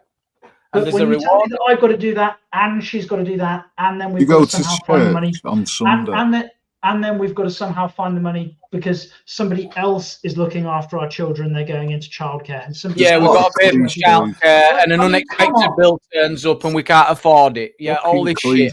Cliches. It's cliches, but it's kind of showing that the system's kind of set up. No, I'm sorry. This is cliches. We've been given as excuses in order to make our lives purposeful. Henry Welton, mate. This guy's obviously educated. No, but no, it's not a cliche. He's obviously educated. No, he's obviously educated enough to argue. No, it's not a cliche. You said, did you not say that we used to work, like back in the fucking cotton mills, we used to work like this type of lifestyle? And at that time, when we used to work those quote unquote hours in these in the peak of our industrialization, this is what happens when you educate. It was the fucking husband. It was the father. It was the dad that went out and worked those hours, and the mum was at home. But we don't live in that world now because both parents work. So if you're telling me that both parents have to work 12 hours a day, 6 days a week, you're a fucking lunatic. If you tell me that just one of the two parents have to do it, then we can have a conversation. But if you're telling me that me pointing out that only one or both, and ultimately, it's about economic productivity. It's about the standard of living you expect. It's about the standard of living you expect. Oh. Yes, and we expect to not be working and have nothing at the end of the month. Why can't work be what you invest your life into? You think we're just landed on this planet to make other people rich? What's money got to do with it? Can you not just be happy with working? Well, we're living under a capitalist system, so money is the essential part of that system. It's essential. Are you unhappy that people have got more than you have? No, I'm unhappy that there's a massive unfairness and people at the bottom. What does unfairness mean, Jamie? All right, so it's people at the bottom who have no choice but to get out there and work. They can't have a disagreement with the boss because they're going to get sacked. They've got to just toe the line. What's the point of life, Jamie? Not that, in my opinion. I think it's about family. Just your opinion. Maybe we need to change the opinion. Sorry, Henry. Sorry, Henry. The elites. You want me to just keep allowing people to just get rich? Sometimes people have to lead. I'm sorry if you can't accept that. Sorry, there's Henry. no people leading, but I want them to share the wealth as well. So you know the old. I went to jobs. Hang on, no. I went to work the other day, right? And I got into the car park, and my boss was there with his Ferrari. I says, let me finish, please. I says, boss, that's a lovely, lovely Ferrari. He says, I know. He says, I know. You know what he said? He says, if you want one, he says, if you put the hard work in, he says, if you turn up on time and you do the right thing, I'll buy another next year. Do you know what? There's no way a worker could achieve that. It's impossible. Do you want a Ferrari, Jamie? No, I want the unfairness in society. I want a share of the wealth Without them workers, that guy ain't getting no Ferrari, is he? Look, What? So really, a Ferrari's just a Morris Minor. But he's not getting one without them workers, is he? You're upset that he's got a Ferrari and you've got a Morris Minor. No, I'm upset that there's a workforce that are working just to pay back the system. Do you feel apart from rich people, Jamie? No. I'm not sure what you're looking for. Fairness within society. Fairness. What's fair? Fair. It's fair if Si cleans the toilets and we will go and do something a little more glamorous. So you can clean the toilets. That's the work. Which toilets when? Well, you just said work will set you free, basically. Of course. Yeah. Well, we'll put you on toilet detail then, Si. I'm gonna be up there. Which toilets? Hey, Henry, which toilets were? Let's in be a real. club, in a grimy nightclub. Let's Fair call play. it ministries. I'll be the DJ, you be the toilet cleaner, and then we'll all You be send me happy. the address. I'll make sure the toilets are clean. And Just there will tell be me no where. alienation, will there? Sorry. Where are we going with this? Can I just put my... Do you not understand? Does anyone understand purpose without value? Well, go and clean the toilets for us, Si. Can I just put a point across? Can we get average idiot in, please? Go ahead, Reece. Ones that Which stink of ones? shit. Them Which ones. ones? The ones Okay, that stink. I'll make them smell nice and you'll enjoy them. Will you be satisfied and non-dehumanized? You won't Of be course. subject to alienation then. Do you think you'd ever get sick of it, Si? Do you think if you were doing that work, cleaning Every those day. dirty toilets, you'd done it for 6 months, do you think one day you might go home and be a bit pissed off? How sad do you think I feel without a purpose, Jamie? But would that give you the purpose, bog cleaner? That'd give you the And this purpose. geezer- Yeah, I'd have Bullshit. a Who's purpose. this Jason Statham I'm not geezer sure. who's bigging up private healthcare? I'd love one. Like you're bigging it up like it's something really special. I would just like to ask. I'm on Jamie's. Would you going up. prefer?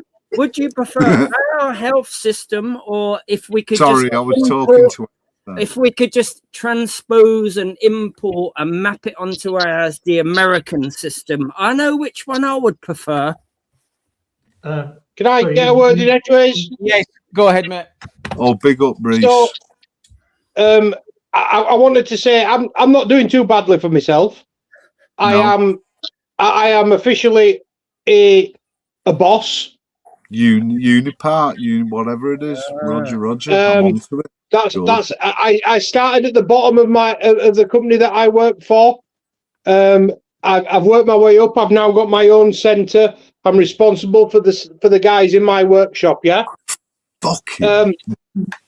I cleaned the toilet today. I clean the toilet every day. Good. I mop the floors in my centre every day. I empty the bins in my centre every day. Do you know why I do it? You got a glamorous. Do you know why I do it? No. Because I would never ask my lads to do something that I'm not prepared to do myself. Big up, Reece. Do you know what? This is why, right? I'm going to Hang on, you say big up, Reece, but what does that prove? What do you think it proves to your point? You say because it doesn't. You got your name on your shirt. No, Reece is on a level with everyone Exactly. else. He's on the Exactly. same plane as everyone else. However, but some people treat it differently in terms of pay, in terms of conditions. Of course. I am. I'm right, paid. Jamie. Right. Yeah. Benefits. What about the bosses who are not Can we prepared to examine do that? the word benefits for just a second? Think about the word benefits. Yeah, social security. The richer you are, the more benefits you get from the government. Yes, that's true. And there is something called welfare for the rich. Something that's The not welfare state, Henry. It's for the thank you, rich. It mostly is for supports the rich. rich. Right, it's getting a bit difficult to manage, so I'm going to try and bring Mucker North. Yes, on. and I'll explain. Big up, Mucker. I'm going Big to up, pop off, Mucker. Jamie, because I've got another shift in morning. Good night, mate. Good night. You'll get a good night's Thanks for sleep. having us on. See you all later, everyone. Good night. Hiya, Simon. Hiya, Always great to have Hey, the Mucker. average here. Thank you so much. Mucker, Can you tell me hear if me? I'm going wrong. Fucking Jesus, crikey. Hello? hello, Muck and off. Welcome. I can't get a word in. Hiya. Can I just ask Crinkle one question? You sure can. Can you hear me? It's fucking done it. I can hear you. Oh, he says he's done it again and then dipped. So I don't know. Oh. Right. Oh, he thought he. No, I think because you put him backstage. No, because you put me backstage. Oh, I get you. Yeah. Oh, you've kicked me off again. Oh, I get you. Right, he's back. Can you hear me now? Yeah.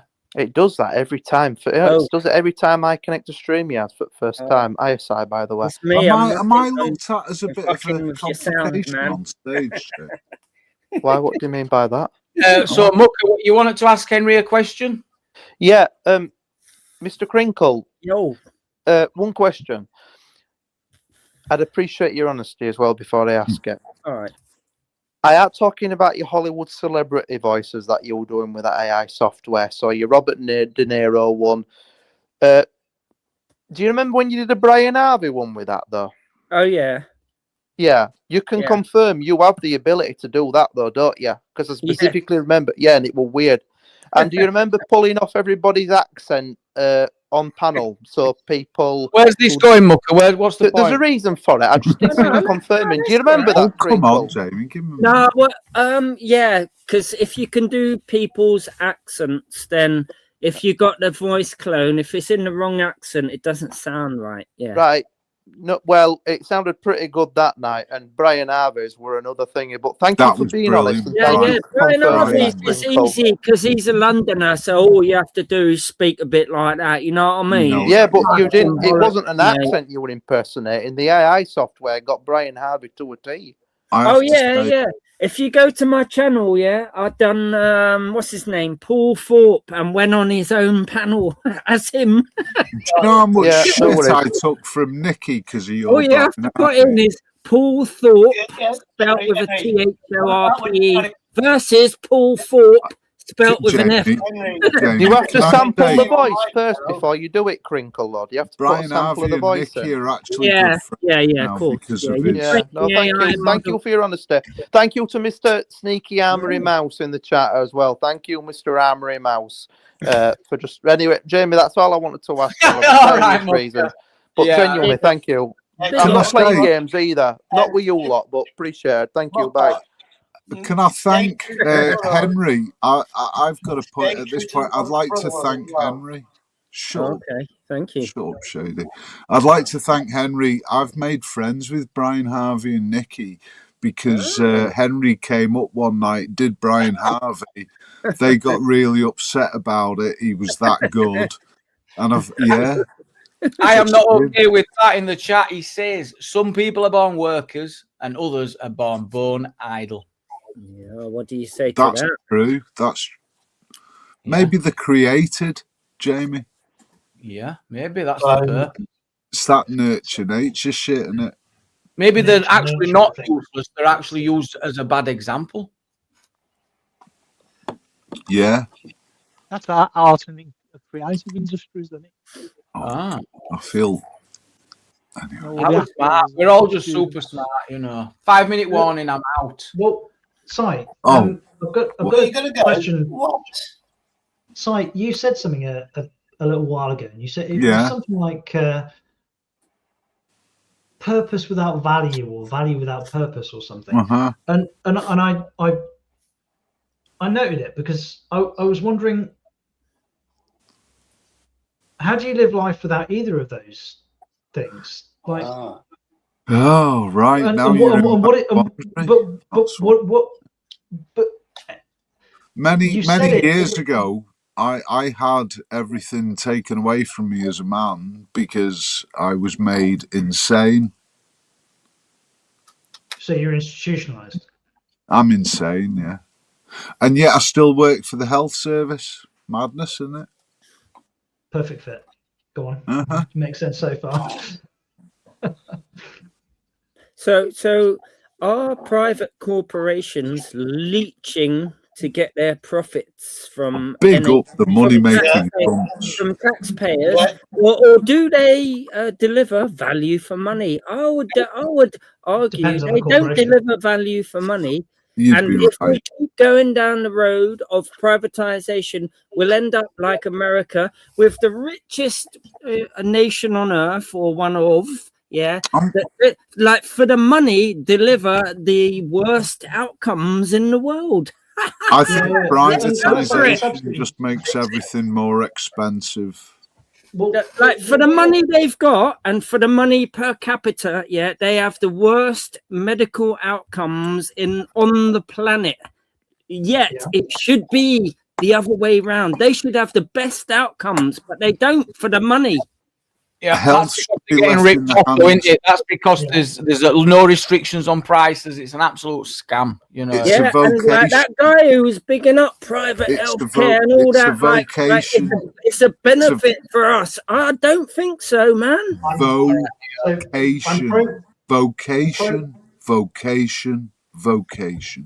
Sorry, it's what a vocation? What, well, cleaning health toilet? is a vocation. What about the toilet cleaners? Is that the vocation? Well, it should be, yeah. Do you realise, right, so in India, they used to have sex. He's paid well, hasn't he? Sex. Yeah. Oh, what, they had sex in India? That's They used to have sex S-E-C-T-S. in India. Sects. I know your games, mate. Come Can I just, Henry? So I'm not. Sorry, Jamie. You're good. I'm not defending or advocating for a private healthcare system in the United Kingdom. I think the NHS is a good thing, and I think the NHS can function more efficiently. And I think indoctrination.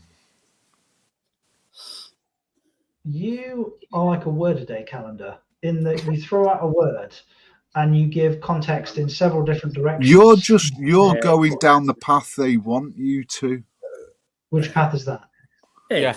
You're just indoctrinated. But do you have anything specific? What's give that away? What were the clues to make you think that?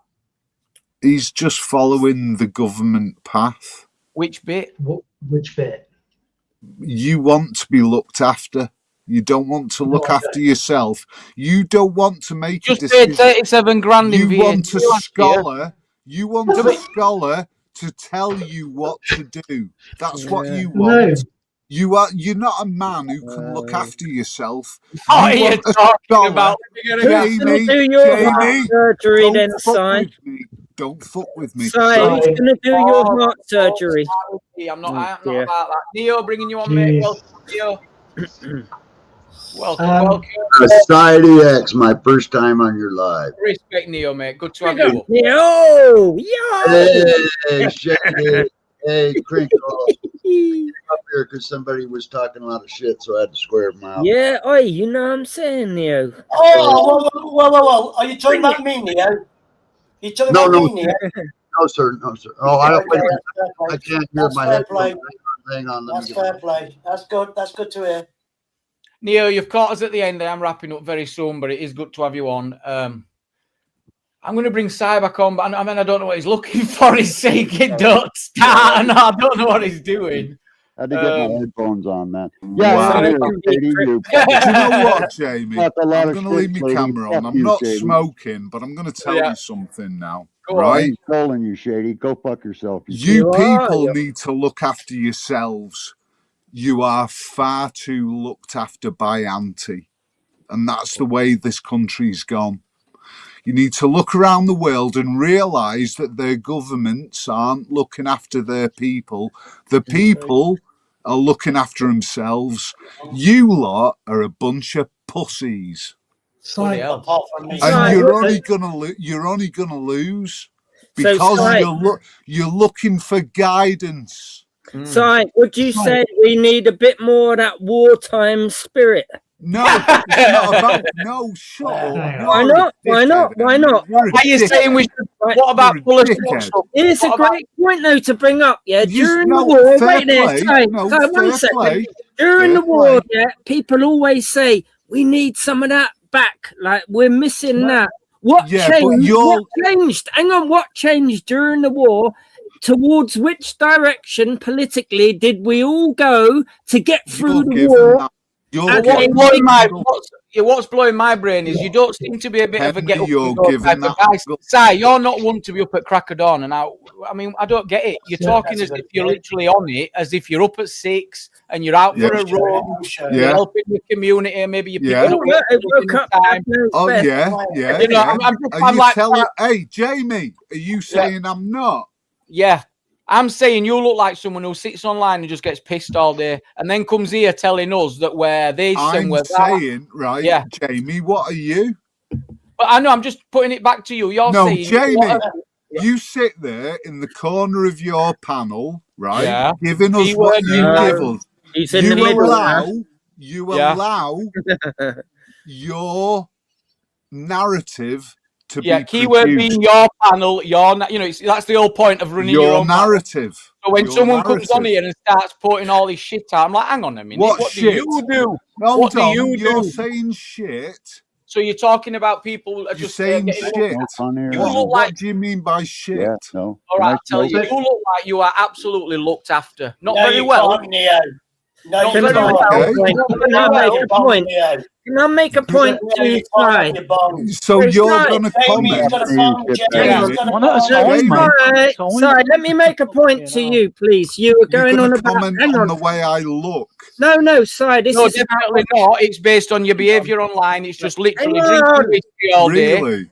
Yeah. So you're going to base it on my behaviour. Yeah, 100%. In a couple of minutes. But I would have never have done that. I would have never have done that if you want to give it out. So I would have never. I'm here.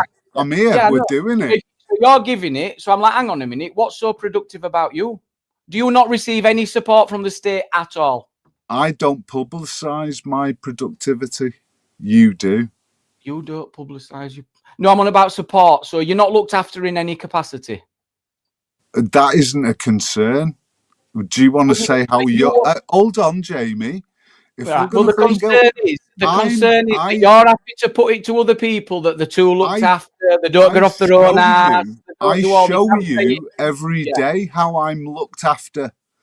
You portray to us what you are. Right. Now do you get... Not at all. Don't get it one bit. But I'm saying, looking in... I'm sure you don't. No, you're seeing something that I portray to you. Am I?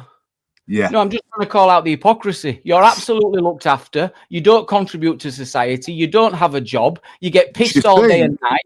Is that what you think? I know. What do you know? That you get pissed day and night. You smoke weed day and night. Jamie, what do we know about you? It's irrelevant. That wasn't the debate. No, it isn't irrelevant. It's about what we share and what you portray. Yeah. But you're saying we're all looked after and we need to get a grip. And I'm like, well, show us how it's done. Definitely. Do we need to pick up the ball? I'm happy to do that. I don't ask for funding. I just do what I do. You don't ask for funding? No. This could be where we say goodbye tonight, Si. Just letting you know. I wonder why. Because you're a cock. I'm a cock. Correct. Really? Si, let me ask you a question. Are you going to chuck me now? No, don't boot him. Si, I heard you say about being mollycoddled by a nanny state, basically.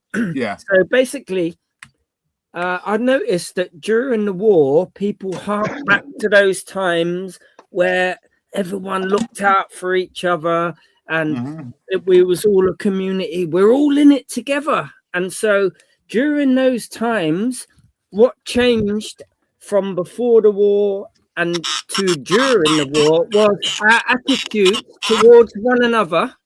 And we made a kind of lurch to the left to be more socialist orientated. Social contract. I'm not sure. Hang on. Let me finish. Just let me get to the end of the sentence, please. And so there was more government intervention, like you would expect in a socialist society, and so also attitudes between people in the community were more socialist. They were less individual, like I'm in it on my own and we're all competitive. No, but we thought we're all in it together. Why do people hark back to those times like they were great? I think it was more capitalist than socialist. Well, no, during the war, most of our systems are built on civic. There was a tangible change from before the war. Sorry, DeWitt. To during the war, and we changed from.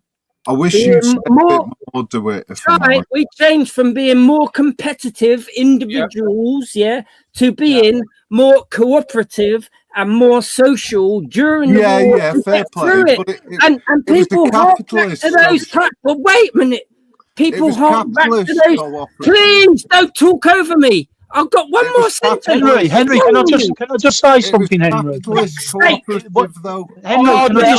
don't want Henry to have to shout to get his point across. Let Henry. Can I just say something? I wanted to say one more sentence. Henry get his point across, for fuck's sake. Yeah, so it seems like these rose-tinted goggles or whatever, it comes down to a shift towards being more socialist. That was good, no? Fuck me. I just need people I can trust, Henry. That's all I'm asking for. Well, can I ask a couple of questions?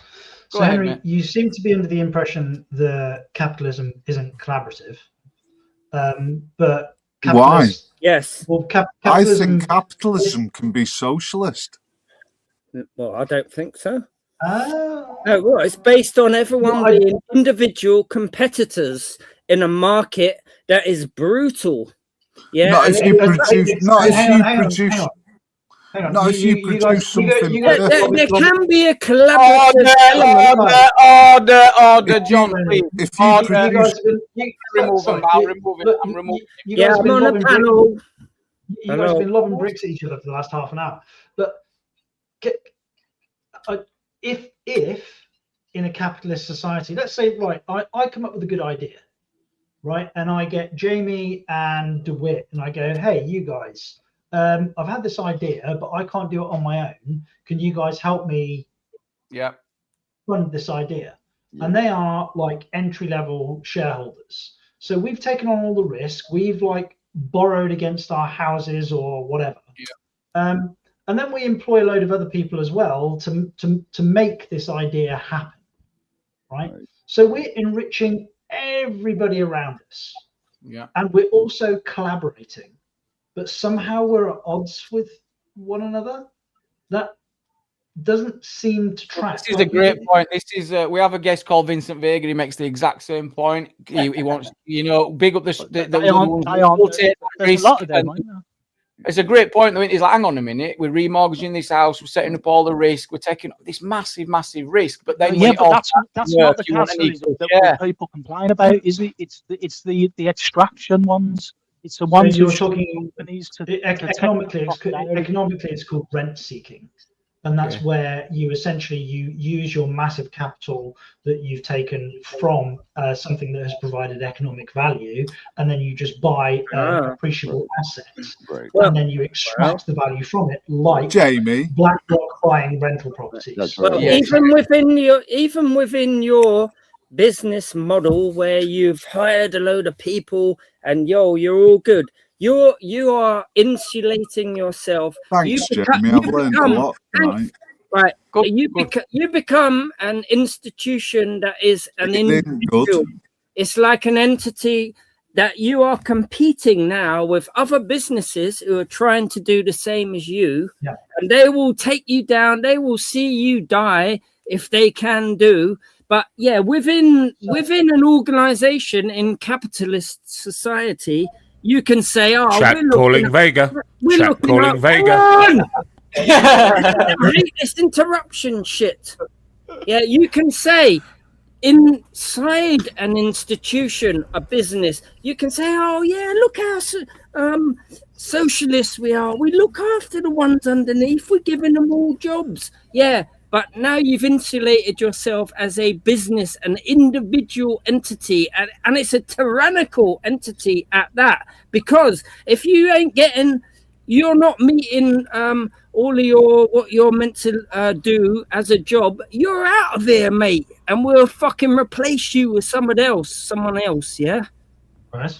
Yeah. Good and you're evening, Jamie. Good evening, panel. Right. And thank And you for you're the loving chat. competing, everyone. And you are competing against other businesses who are in the same market as you. Can I just tackle? I appreciate you've had a new person join the panel who I'm not familiar with, and I appreciate I may have had some part in materializing them somehow. But Henry, super quick, how in any world where evolution seems to be the bedrock of who and what we are, do we make progress in any direction without some kind of hierarchy or competition? How do we move in a positive or a negative direction without the quote unquote good or the quote unquote bad? i.e. setting an expectation. And I want to clarify here. So for example, if my objective is to build a house for us to live in, yes, and that requires somebody to be able to swing a hammer, and they then provide a net benefit because they can swing the hammer. Yeah. And I am required to do what? To not provide the house because I must employ or engage with the person who can't swing a hammer. So now, not only do we... So hang on. I didn't say that, oh, did I? No, but by framing it the way that you framed it, by making me sound to be some kind of parasite on society, like if I get together a load of people that are capable of doing task A, and task A is building a house, and I can then build a load of houses, then there's nothing that states that people who are capable of task A are not capable of task A from living in said house. However, if you make me employ people who are not capable of task A, i.e. building the fucking house, I guarantee you that I will build less and or no fucking houses, and we are all ruthless. Yeah, but nobody's saying that you should employ people who are not capable of building houses. I never said that. I don't know where that came from. No, so this is an analogy for like function. Like we need to provide if the function that I'm providing is hopping, then I'm not going to employ people with no fucking legs, am I? No, I'm not asking you to do that either, so I don't know where it came from. I think the long and the short of what he's saying, Henry, is if the government were to build houses, subsidised houses, it makes far more sense to give it to those people who work hard and have lots of money. It makes no sense to give it to people who have no idea of how to make money. I don't know, ask him. It's very simple, but your rules of socialism is to give everything free to the worst of society. How does that work out, Henry? Well, no, ask him if that's what he's saying. Don't ask How does it work out, Henry? I don't think he's saying that, though, and he'll say it himself. No, my sarcasm detector went off the fucking roof for some reason. Exactly. Yeah, obviously that's not what I'm saying.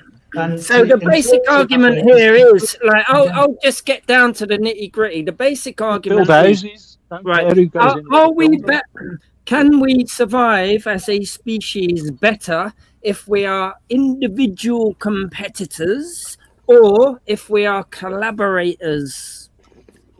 That's basically what it comes down to, because capitalism is being individual competitors. If we all look after ourselves, society looks after itself. But the other way of thinking about it in socialism is to say we live in a society, so we got to look out for each other. And then so you're saying capitalism creates individuals. Isn't it very funny that over the last 4,000 or 5,000 years, capitalism, standard capitalism, has created civic civilizations, civic communities, Henry. It's brought us together. One purpose. The idea of socialism fragments societies, Henry. It's the complete opposite. And we won't be gaslit by you. Well, okay, Vega. One of the most capitalist societies in the world. It has given us school shootings on a fucking weekly basis. It's given us, what's it called? That Death Valley place where they're all walking around like zombies, like Kensington, Philadelphia. Like, it's given us all of that shit. I don't think it's working, and it only works for. What's the death rates under socialism, Henry? Well, how did Stalin or Mao do Right. under socialism? It's just never been How done did the properly. Euro do under socialism, Henry? What were his death numbers? Well, what's the death rate under capitalism? Well, Mr. it's a fraction. It's a 100th. Everybody's happy under Well, capitalism. you blame one person's individual kind of policies who may want to give like It's a simple fact, Henry. the demographic, It's a send simple the fact. demographic to the death camps, but I think it's a better way to survive, to collaborate as a teamwork, than just all be competing individuals. I think it stunts our ability to grow. We do collaborate, Henry. Under Well, capitalism, we do collaborate. Vega is just being a social mirror. Like he had to go at me for being an evil capitalist, and now he's using the pro-capitalist argument at you for being an evil. Yeah, well, you know, Henry is an evil capitalist He's himself. being a perfect contrarian. Hang on, what am I saying here? Go on, say that again. So Vega is being a perfect contrarian. Oh yes, not me. Sorry. Oh, yeah. Vega. Yeah. Oh my God! I thought you were talking about Well, Henry. exactly. Well, I'm all in favour of capitalism. I believe capitalism got us to where we are now. You've been found out, Vega. Well, of course, yes. Two of you against me. I must be done for. When you say capitalism has got us to where we are, is that the high levels of poverty? Is that the one that we don't seem to be getting better? Shouldn't things constantly Why are improve? they in poverty, Jamie? What's that? Who made them be in poverty? And by poverty, as inflation, cost of living, I've high actually rent. 1,000 times defined that poverty, and I'll I give reckon you it an resembles example. I would the say same that what lifestyle causes as it- King Louis XVI in France. I'll give you an example with my point. Just having a 55-inch television is poverty. Okay. Well, it's not really relative to what was going on in France at that time. But So I'll make a point and give you an example. So I think collaboration and cooperation does a better job in the healthcare system, whereas if everything is under the same roof and we're all collaborating, we've got all the same computer system, and so like treating someone with complicated multiple diseases becomes much easier when information can travel easy We're through doing that that system. now, Hang on, Henry. Oh, please, stop screaming please. at me, you little Right, all wretch. right, don't We're interrupt. doing that now. Don't interrupt. I wanted to get to the end of my fucking point. Well, you're making no fucking sense. Well, But carry on. hang on. Right, it's true that under an umbrella system that is one, treating somebody with multiple diseases, complex diseases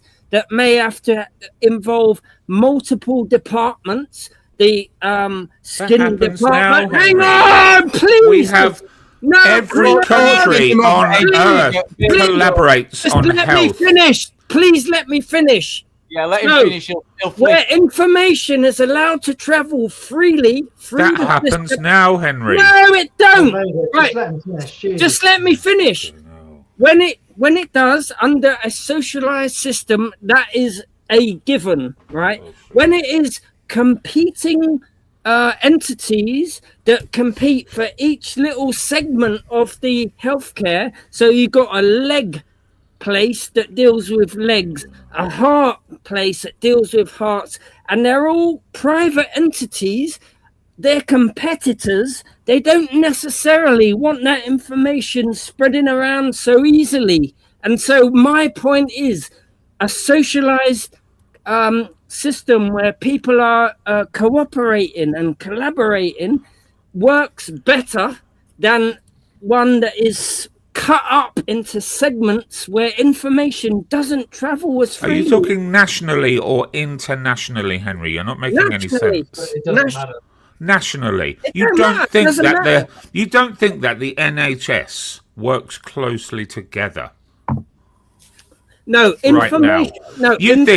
No, You think we have to introduce socialism, and I have to be eating my fucking dog before something is sorted out? Is that what you're it's nothing telling us? to do with dogs. No, it's about information and how freely it passes between one entity and the next. If you're competing private entities, you don't necessarily want information going from one department to the next, and That's your point. Literally, you just wanted to say it could be a bit risky sharing information. Yeah, and that can be detrimental to your health. Is there any benefits to that though, Henry? So I can see massive benefits to privatising some sections of the NHS. For example, for example, if we had a private of MRI scanners. And they could get involved in hospitals, and they could park up in estates, they could park up in car parks in the hospital, as they do. I know this happens. And if they're a private business, they have an incentive to make it profitable. Some other keywords help me out, but they're going to basically become efficient. So that's not necessarily true. No. Anything that is part of routine healthcare, i.e., anything that is outside of what we would ordinarily call a 2-week wait, so anything that's not considered urgent, you'd be better off using a private company because they are driven by efficiencies. Because the more efficient they are, the more money they make. They're not going to go bust, are they? I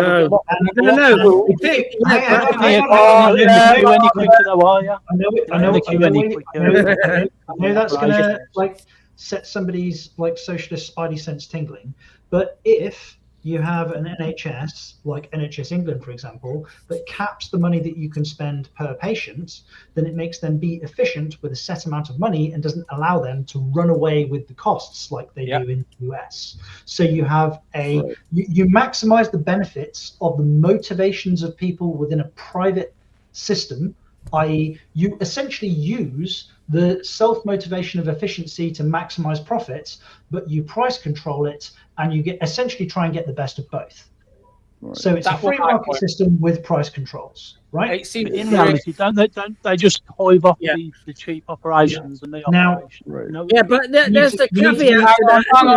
Order. Let me try and there is an argument to that. You can cut corners elsewhere then to make it look like you're more efficient. But actually, no, you're just cutting corners. It all works out for the same price. Can I just say thank you so much to Nomadic Brit? It's been, we haven't seen you for a month. We have wondered where you are. Nomadic Brit has donated a massive $100, mate. Thank you so much. And he's with a specific message. Big up, Mr. Vincent. Vincent, thank you, mate. Oh, thank you, Nomadic, my friend. People appreciate the balance on panel. They appreciate different views, and I appreciate you all being here. But we got to stop shouting, Henry. It's all right. I'm not shouting over people. It feels like you've never been away, Henry. Well, I'm not shouting over people. That's what matters. Anyway, big up your chest, Henry. Thank you so much. Thank you, man. So what Good evening, Neo. Nice to see you, man. Good to see you. Big up, Neo. Yeah, I'm chuffed to have Neo on panel as well. I am really glad to have you here. Neo's a good guy. So what you can claim Not is... sure about his company that he's kept recently. Fucking Strictly Shady. Oh, my Lord. I won't say anything, though, Neo. I'm embarrassed. I'm sorry. Well said, London girl. I'm going to let CP on. CP's come to join us at 11:30. What's going on? So I wonder if CP wants to jump in on this debate. I just wanted to just make a little one-sentence statement. So you can have a profit organization doing healthcare, and they do something for X amount. And then you can have a nationalized healthcare system who does the same thing for the same X. Yeah. Don't forget, the privatized corporation has to share off some profits. It does, but it has to have massive investment as well, doesn't it? So if your NHS is struggling and it doesn't have the investment, but a private company does, if they can buy 10 MRI machines, don't they deserve a little bit of that cream? Well, no, I'm saying don't ever let people make a great point. Sorry. So it's about outcomes. Yes, there's some profit for those businesses. Yeah, no. Overall, that could be less than what it would cost to run in the current system. What you're saying right there is one organisation X and another organisation X amount. One delivers you something and the other delivers you the same thing, but they skim off some profits. I know which one I would go for. Well, you missed about the investment. You missed the investment bit, didn't you? These machines are millions of pounds each. So it's also can I just so you can get them like paid for by the taxpayer on the NHS. So can I tell you guys something about same this? price? It's the same price. Hey, Henry, wait a minute. I got diagnosed with cancer 2 years ago, and I needed to get a PETA scan, a second one, right? And the machine that I needed is at the VA in Seattle. It's been broke down for 2 years, and they still have not been able to fix that fucking machine. So, you know, like the private company to invest in fucking stuff like that would make a big difference. It'd be better though if it was a public company with the right technology. But you say this, but in that totally contradiction what the whole society is, that we're living in kind of a capitalist private type system. We could get it for the equivalent amount of money, and somebody else gets paid. No one earns a profit, but people get paid, and you get the same service. What's wrong with that? Why does everyone? I don't want to keep answering the same question. I think you're missing the point. I think that you're missing the point that if it costs more to run it in the NHS and you get better outcomes from going private, then we should go private, because what matters is the outcomes for people who need it doesn't necessarily cost more to run it in the NHS. We have got a lot of way. Just to add to that point, it doesn't necessarily matter, because most of the time it involves people's wages. I'm happy to pay a nurse's wages a little bit more. How many nurses' wages do you pay right now, Henry? None. Fuck all. Why are you happy to pay them but not paying them now?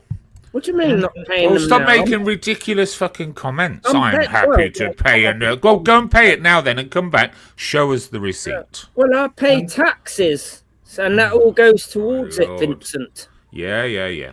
All of your visitors from abroad, Henry. The ones you love. I would rather that money go straight to the nurses and doctors than go to Richard Branson, who's profiting off of cancer with children. You know what I'm saying? Well, that sounds very emotive, but do you think his incentive, he don't care about the kids, or he just wants the money? That's bullshit. I don't believe, but you're selling it as an emotive, like we'll go, oh yeah. Well, no, I don't buy it. I do not buy it. He profits off of the back of kids with cancer. He's making a profit. I'm not going to fight to get heard. If someone profits from saving children's lives with cancer, crack on. I'm all for that. I'm all for that. I'm not. So, look, it depends. It depends how you govern the profit. So you can't utilize the profit-seeking motivation of people, of humanity, the self-interest of people, and then remove the benefit and expect the social good. If we're linking the social good to the self-interest of the person that's providing the service, then you need to make the social good pay for them.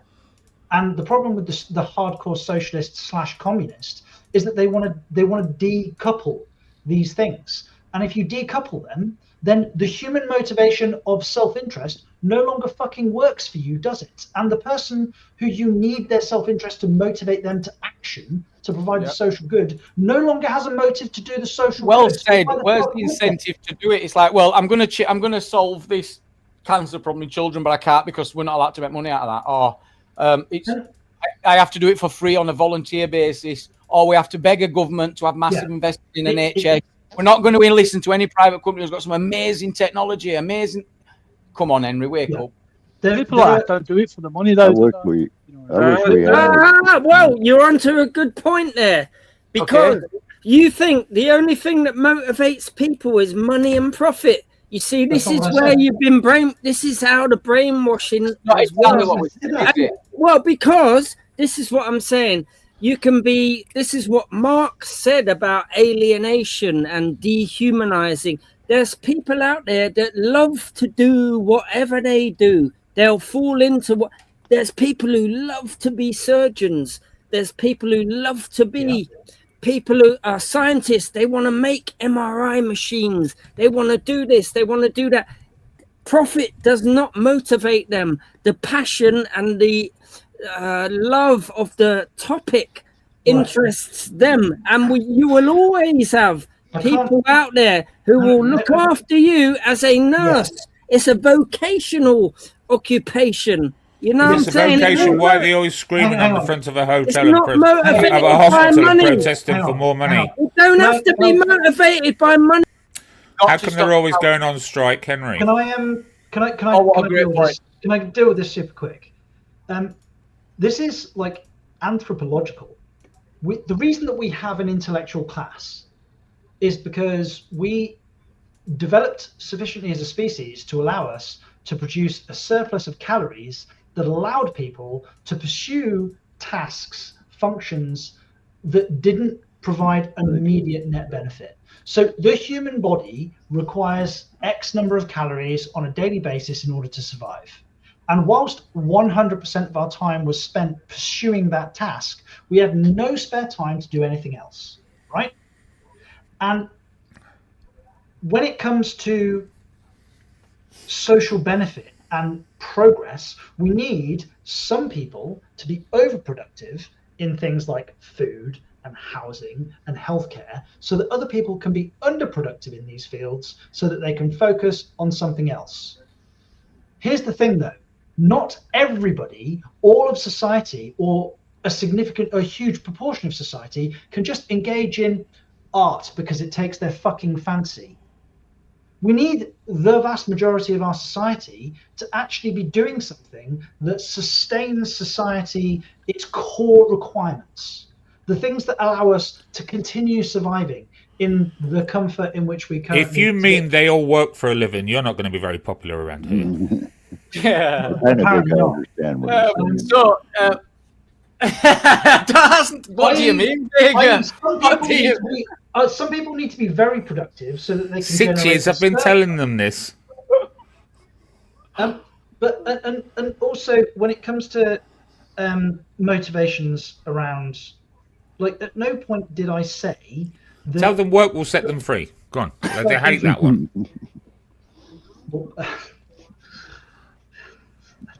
They'll remind you that's written above one of the death camps in Poland. Yeah. It is. It is. Well, we use. Sorry, I don't know your name. The gentleman, John.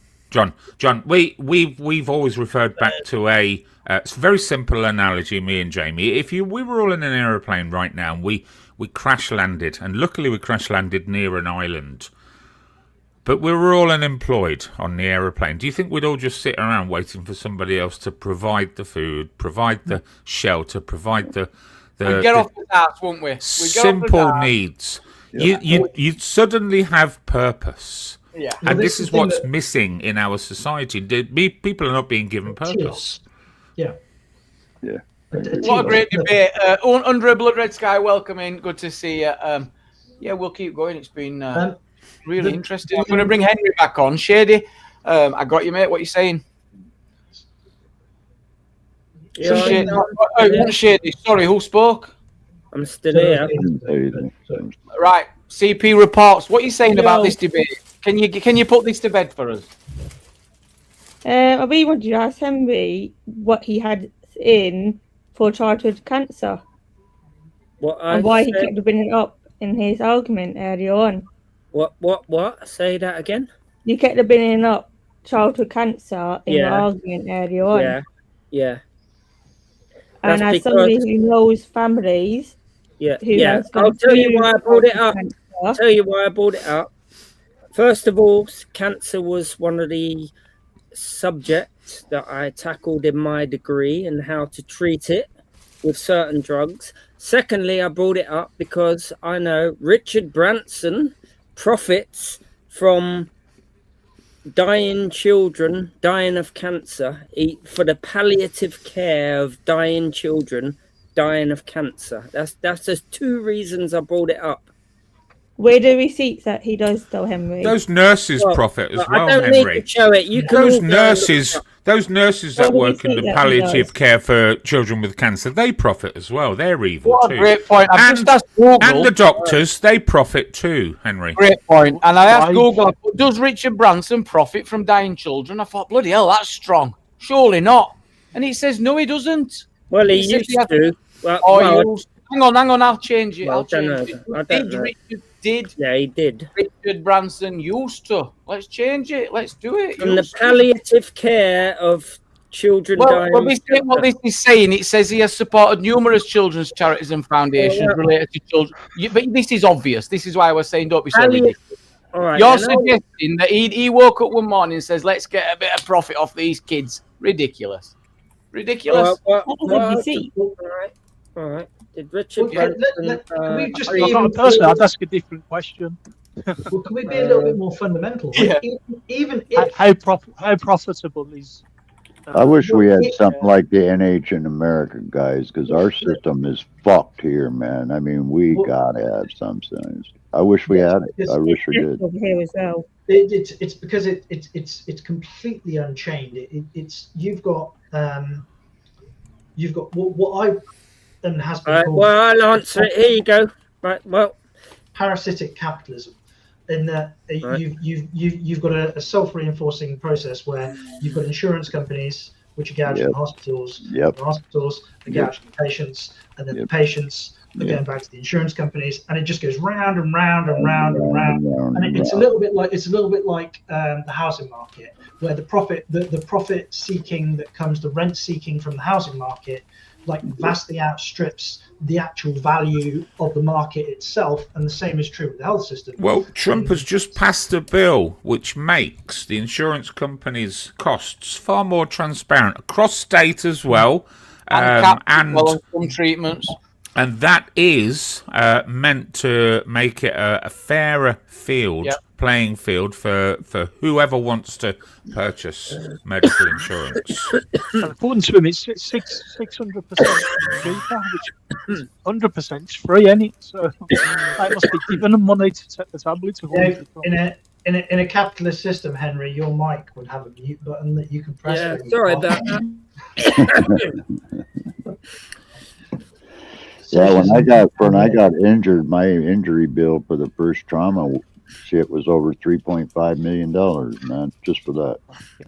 But can you imagine that kind of a doctor bill, man? That'd be fucking crazy. Yeah. There are real costs, and there are gouging costs. So obviously there are some things about pharmaceuticals where the development costs are extreme, and those costs that are spent on the front end have to be recouped on the back end to make the system work in a capitalist environment. And again, the capitalist environment is supposed to use human motivations. What people don't seem to appreciate with capitalism is that labor, money is a substitute for labor, and money is fungible, which means that labor is fungible. So the whole point is that, if I specialize in this task, then I require somebody else to specialize in another task, and there are some tasks which, like it or not, are more important than others. And because there are some parts of capitalism which are not regulated enough, and some which are over-regulated. The ones that are over-regulated, we end up where our front-end cost being bureaucracy, because we're paying for the bureaucrats, the quangos. And then the unregulated ones, or the not regulated enough, we end up with price gouging because they're an important social commodity, and they've essentially got a monopoly on the service. Do you understand that is how the world works? So that's called the free market. Yeah, of course. Of course, I appreciate that. If it's in demand, its value will rise. Of course. Yeah, of course. It's not like that, though, is it? Because they're protected. The banks can't go bust. They pile down. Well, he didn't specify any particular product. No, I didn't. No, but part of that capitalism is very market. You let the ones who go bust, don't they? You don't care. Just to they're too big to fail. That means the whole economy's will fail. Okay, just to make the point clear, Have you got the evidence about Branson? Yeah. The place where he used to, he still does treat kids dying of cancer with palliative care. It's called Haven House, and it's run by Henry, he did not make money out Is of it it. listed as a He did not charity, make money Henry, out of by it. any chance? You are sick No, minded. it's paid for on the NHS, yeah, and so he's getting a profit. He's skimming. The more kids dying of cancer, the more he can We earn. can only assume you're looking at his books right now, yeah? I'm going to show us. He's going to You wouldn't just assume that, would you, Henry? Well, Henry, the more let me- kids That would be amateurish, wouldn't it? No, It sure would. You're also very naive to think that he ain't got enough money in bank already. That he needs to. Yeah, I know. But under a capitalist society, wait a minute. Well, no, you CP, say wait a minute and you start shouting, but maybe you Alright, should go back on then, down and listen CP. to what CP's You're got to off say. your head Go for on then, saying that, guys. What? Nobody will make money out of dying children, Henry. Stop He does. saying that. But Stop anyone saying running that. a business in a Do you know capitalist- children that I'm pass sorry. away of cancer? CP, anyone with a private business in a capitalist society is there for profits. But yes, but does that show that what their intent is? Did he? Henry. He's earning a profit from dying children who are dying of cancer. Henry, you're sick-minded. You're Are really you willing to consider any of the? Has he made any grants? He is. Well, You can don't have both to be true. Henry, there's no need to apologise. Yeah, You're it's sorry a we good did. thing. It's a good thing, but he's also earning a profit. So the more that come along, the better for him. And Because that's what- what he's in it for. Because Has he's he- in every. Yeah, it proves he's in it for the money because he's already rich. So he's in it for more money. Really, I can't argue with him. I can't. he's not in it just for the healthcare. Otherwise, he wouldn't do that because Jamie. it makes him look like a greedy cunt. Not Jamie, Henry, can I? It is a crap argument, to be fair.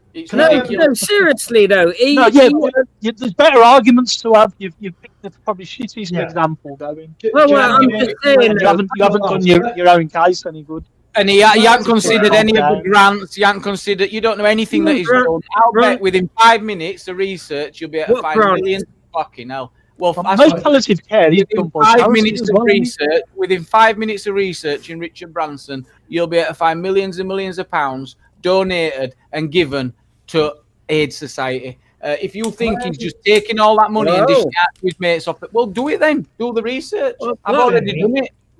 A lot of that Go is ahead. tax. Yeah, but you're trying to balance. You're trying to balance something up. I'm No, I'm not. I'm saying if a wealthy person can use his money and influence to help children dying of cancer, why on earth would that be a bad He's thing? not. He's using his money to earn more money. In your opinion. In your opinion. And it doesn't matter what subject comes up, like he will earn more money off of his already existing money. And if it comes to the palliative care of children, don't forget he is skimming a profit off of this shit. We I'm don't shocked, need I'm shocked you share this view. I respect it, but Richard, go ahead. He has to get his profit. If it weren't profit. Sorry, I respect that view. I get it, but not everybody's agreeing with you. They don't see it as a greedy Richard Branson getting his teeth into the treatment of kids. No, I just don't buy it. Jamie, can I Go ahead, start- Richard. I'd just like to ask Henry. I've had to remove him. He's too loud. He's just I get that, but my query is that he seems to have this position, which is it's an absolutist position, i.e., private interest in social health care, and if there's any profit made in the private institution, there is no net benefit and just it's an absolute. This private institution cannot provide a social good because they are taking money out of the system. So you can verify this through DIDS data, which is the diagnostic imaging data set. It's what the ONS uses for judging whether private contracts are beneficial to the NHS. It's called the DIDS data, and it's the data set that I used to submit when I worked for the private company called Alliance Medical. So we used to provide a book scan report service, and NHS England dictated that we were only able to bill £104 per patient per body area, And each additional body area, we were allowed to bill an extra, I think it was £48. The reason that you were only allowed to bill an extra £48 per body area is because a large part of your work had been done. It was getting the scan of the patient to the site. And when you were doing an MRI scan, because you had to put coils over the area, it's not like you were scanning like somebody's left ear and their right foot. You know, you were always scanning like the second body area. The first body area might be the right knee, and the second body area would be the right ankle, for example. So they were proximal to one another. So there wasn't much additional cost to doing the additional body area. We would scan 36 patients and 40 body areas a day on a mobile scanner, and we would have 2 radiographers and a clinical assistant, and then you would have a radiologist who was writing the clinical reports. So a scanner per day would turn over about £4,000, right, in terms of total money generated on the scanner. And we would assume the administrative costs of booking the patient, meeting the patient at the site, putting them on the scanner, scanning them, providing the medical report, and then distributing the medical report to the referring doctor in the first place. So the whole process, from the point at which the patient was referred to us to the report going back to the doctor, was paid for in that 104 or 146 pounds, dependent on the number of body areas that you do.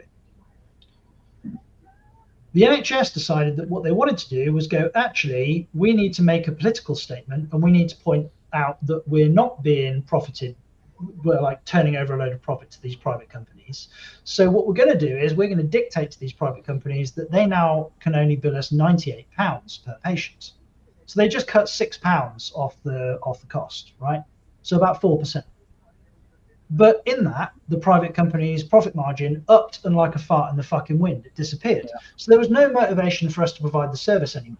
So what did we do?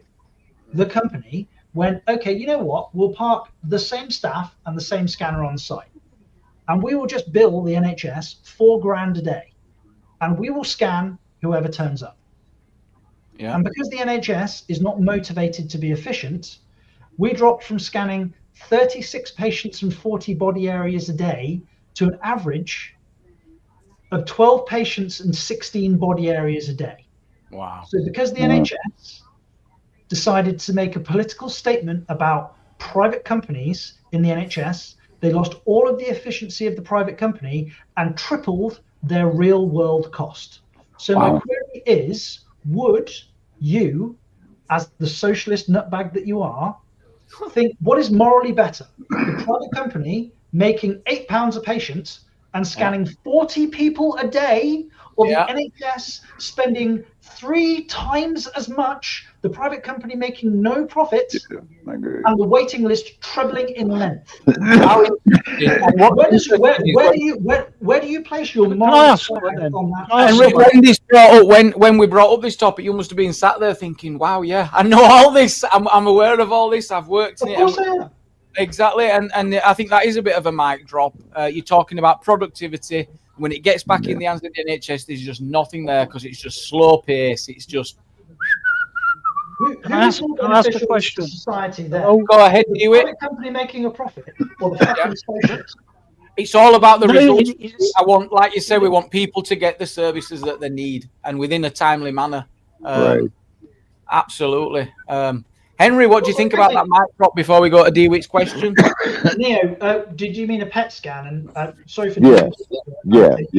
Now, or are you? No, it still hasn't been done because the goddamn machine still ain't been fixed. You know, but listen to you, that's exactly what's happening in America, but on a grander scale.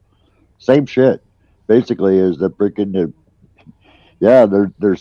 what you just said. They're shipping it all over to the freaking hospitals. They're billing the freaking Medicaid system. They're getting less people are getting seen. That's exactly what's happening here. Exactly. You know, the fucking system here sucks, man, the medical system in America. I would give anything to have a version of the NH system here in America, something along that line. You know, you've got to weaponize people's motivations to. man, I would love to. You got to the productivity. That's what you got to do. Yeah. One thing you can't fight is human nature. Human nature punches back, and it punches back fucking hard. You got to work with it. Yeah, it does. It does. It does. I know that very well. And believe me, man, I've been through the medical system for 30 years hardcore since I got hurt, man, and it's been a nightmare. You know, a fucking nightmare. I mean, you guys can get cares like overnight. I can't get that shit here, man. I've been on a list to get a care for like almost a year and a half. Still ain't got one. But you know what? I live alone. I got no family. I got to do it regardless, man. If I'm paralyzed or not, I got to do the shit. You've got a great attitude, Neo, with it. You have, mate. You've got a great attitude. Well, if I didn't, man, I would have never made it this far. You know, 30 fucking years, March 2nd. Yeah. You know, most of it I've done on my own, man. Because I wasn't going to let the fuckers that hurt me win. No fucking way on earth, man, was I going to let that happen. Yeah. You know, I feel if I give up, they win. And I'm not going to let that happen. Nope. No. Yes, if you're poor in America, you really are poor. That is true. Number one You capital. are. It's a mess. It's an absolute mess. And even if you have a few bucks, like when my father died, dude, and I got left with an inheritance and some property, I had to sneak it all into a trust account, man, and those bastards would have came and took it. Oh, well, we saved your life, sir. Well, first of all, I was wearing a DNR when I got hurt, right? I didn't ask them to save my life. They did that against my wishes, you know? So don't bitch to me about the medical costs. Bitch that you guys accidentally let this motherfucker out that shot all these people and take some responsibility. That would be the appropriate thing, but they couldn't even do that much. Couldn't even do that. I mean, I'm just glad you've got a positive attitude. You've been through so, and there were people listening going, why, what's happened to Neo and stuff, but you were paralyzed, weren't you, through no fault of your own? Someone actually shot you, didn't they? Yeah, I was just shopping in a store. Motherfucker came in, pulled out a fucking hand cannon, started shooting everybody. While And working in after he shot us, he got on a local bus and he shot another man in the head 2 hours later and killed him. Oh, I didn't know that. Yeah, sure did. I seen it recently in Florida. Did you see that story coming out of Florida? Three random guys.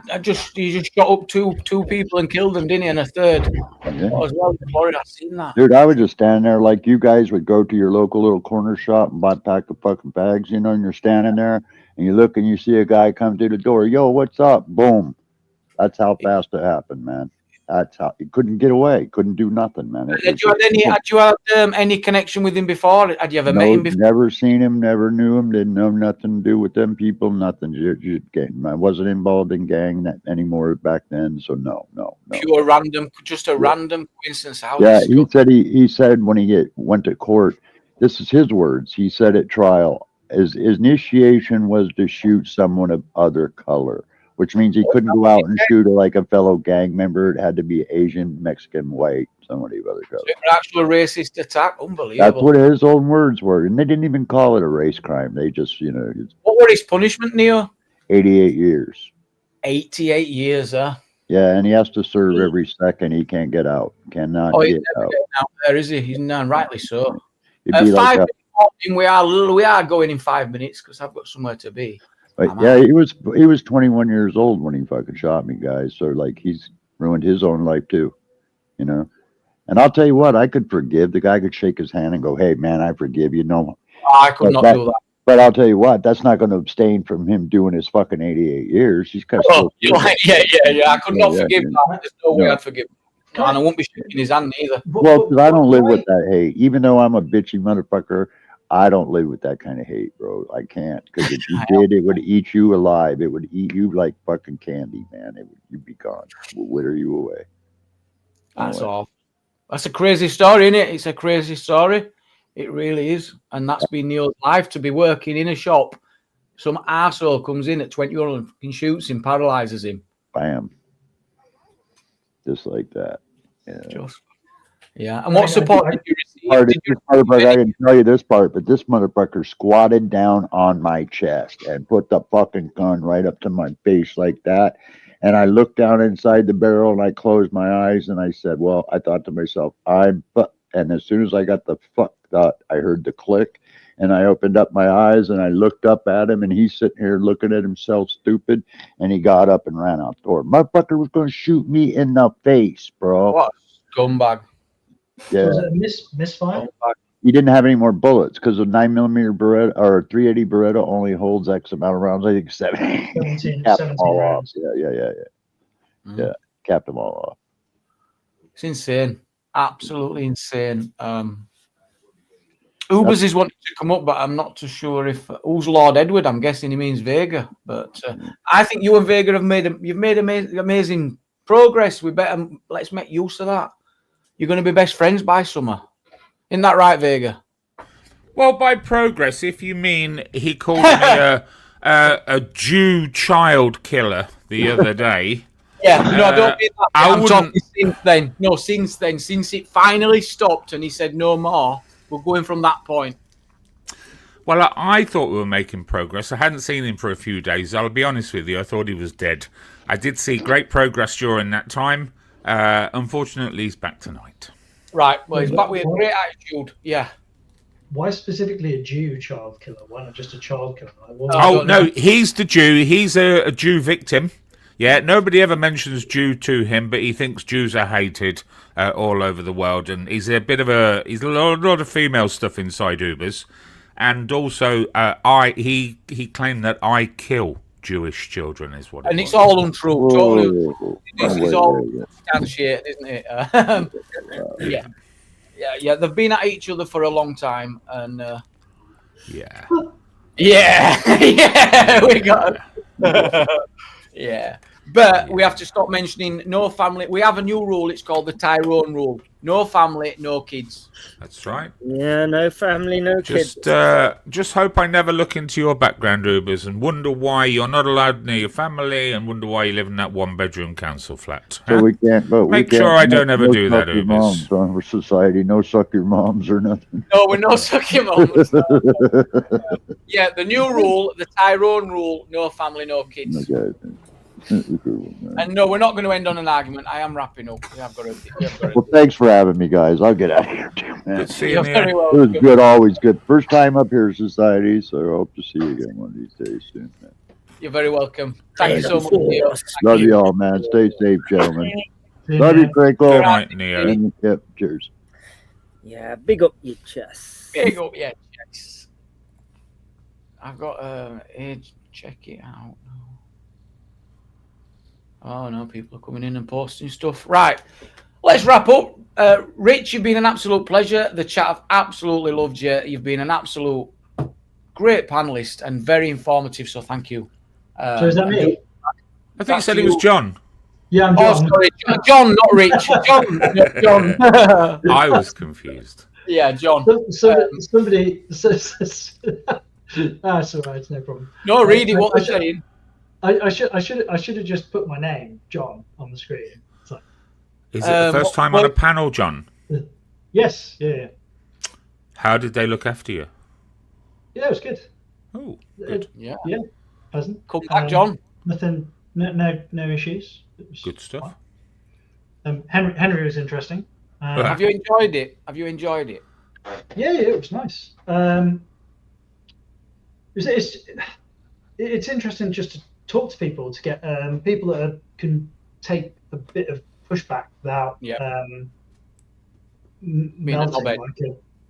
Like unfortunately, like society in the West these days, if you say something that somebody doesn't like, they tend to do like they become the human equivalent of a snow cone being pissed on, and they just fucking melt. And it would be good to have like a bit of meat on the bone, a bit of an actual conversation. Yeah, something to chew on. That's what we like. Yeah, we're not made of intellectual glass. You don't have to shatter just because somebody says something that you don't agree with. Yes, dear. Let me turn you up because I struggle to hear you, mate. Oh, you're full. I have got a terrible mic. I think it's because it's Bluetooth as well. Right. Big up, Jerry. You know that company you work for. How much profit did they earn? When they do their accounts. What was that? About the MRI scanners.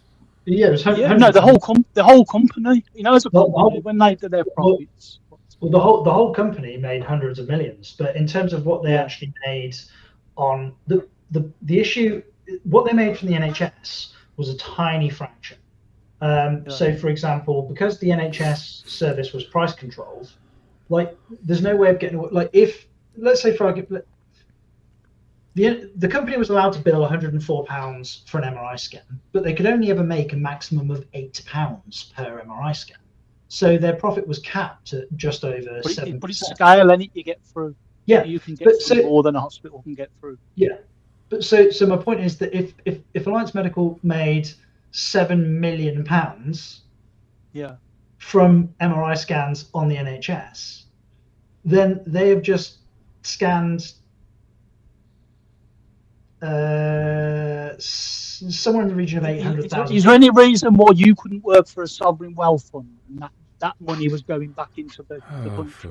No, not at all. Not at all. Like the NHS could, in principle. That's my only point. The problem is maybe he should live in a box and just volunteer his services, Stewart. Would that help you? No, he should get paid a wage. But if they're taking, well, why can't the companies get paid a wage? What I don't get is nobody understands. We're at the point in history now where we're able to look after every man and his dog, give them money enough to survive. I'm sorry, as a taxpayer, you don't have enough for weed, the top level Sky package, and booze and fags and takeaways, but you're just going to have to learn to budget. But we are at the stage where we can fund 10 million people on benefits.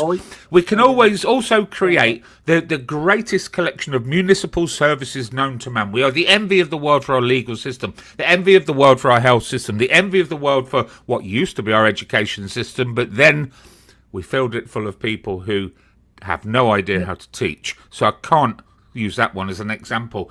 So the very reason why we got to this point in the first place, DeWitt, is because all those companies made a profit. If you're going to take those profits off them, you're going to live in a shit old world. I'm done. So great performance. You don't seem to. Listen, you two want a conversation, right? No, go on, DeWitt. You each have a reach round or something. Go on, Dimwit, you do it. No. Come on, let's finish on a positive. Go on, Dewey. What are you saying? No. They've got the performance to do. It's not a conversation. That's what I'm saying. You keep saying about. No, it's not. I don't know if it is that. It's people just aren't willing to get on board with. They're not willing. He's done a performance every time. No, you're not going to get anyone out of bed if there's no profits, DeWitt. I'm sorry, but you're not. Nobody's going to get up. Just like you, they'll stay in bed watching Loose Women. Loose Women's your breakfast television. That's what everyone else would do if there's no profits. Okay. DeWitt, right. DeWitt, the question you asked, DeWitt, is a perfectly reasonable question, even though Vega's making light of it. It's a perfectly reasonable question in that the private institutions, like the NHS, could do what the private institutions do. There's nothing in principle stopping them from doing it. The problem is that they don't. They never have, and they never will, because human behaviour is the thing that steps in, and human behaviour isn't. It responds to rational inputs, but it in and of itself isn't rational and doesn't always follow. Like, you can make the social argument that it would be good if this institution did this, but the institution is made up of hundreds of individuals, and each individual is going to operate in its own interest. And when all of those individuals operate in their own interest, then they don't necessarily operate in the social interest. So you've got to make their personal interest, when they're collaborating, make it align with the social interest so that they're all pulling in the same direction. And like after the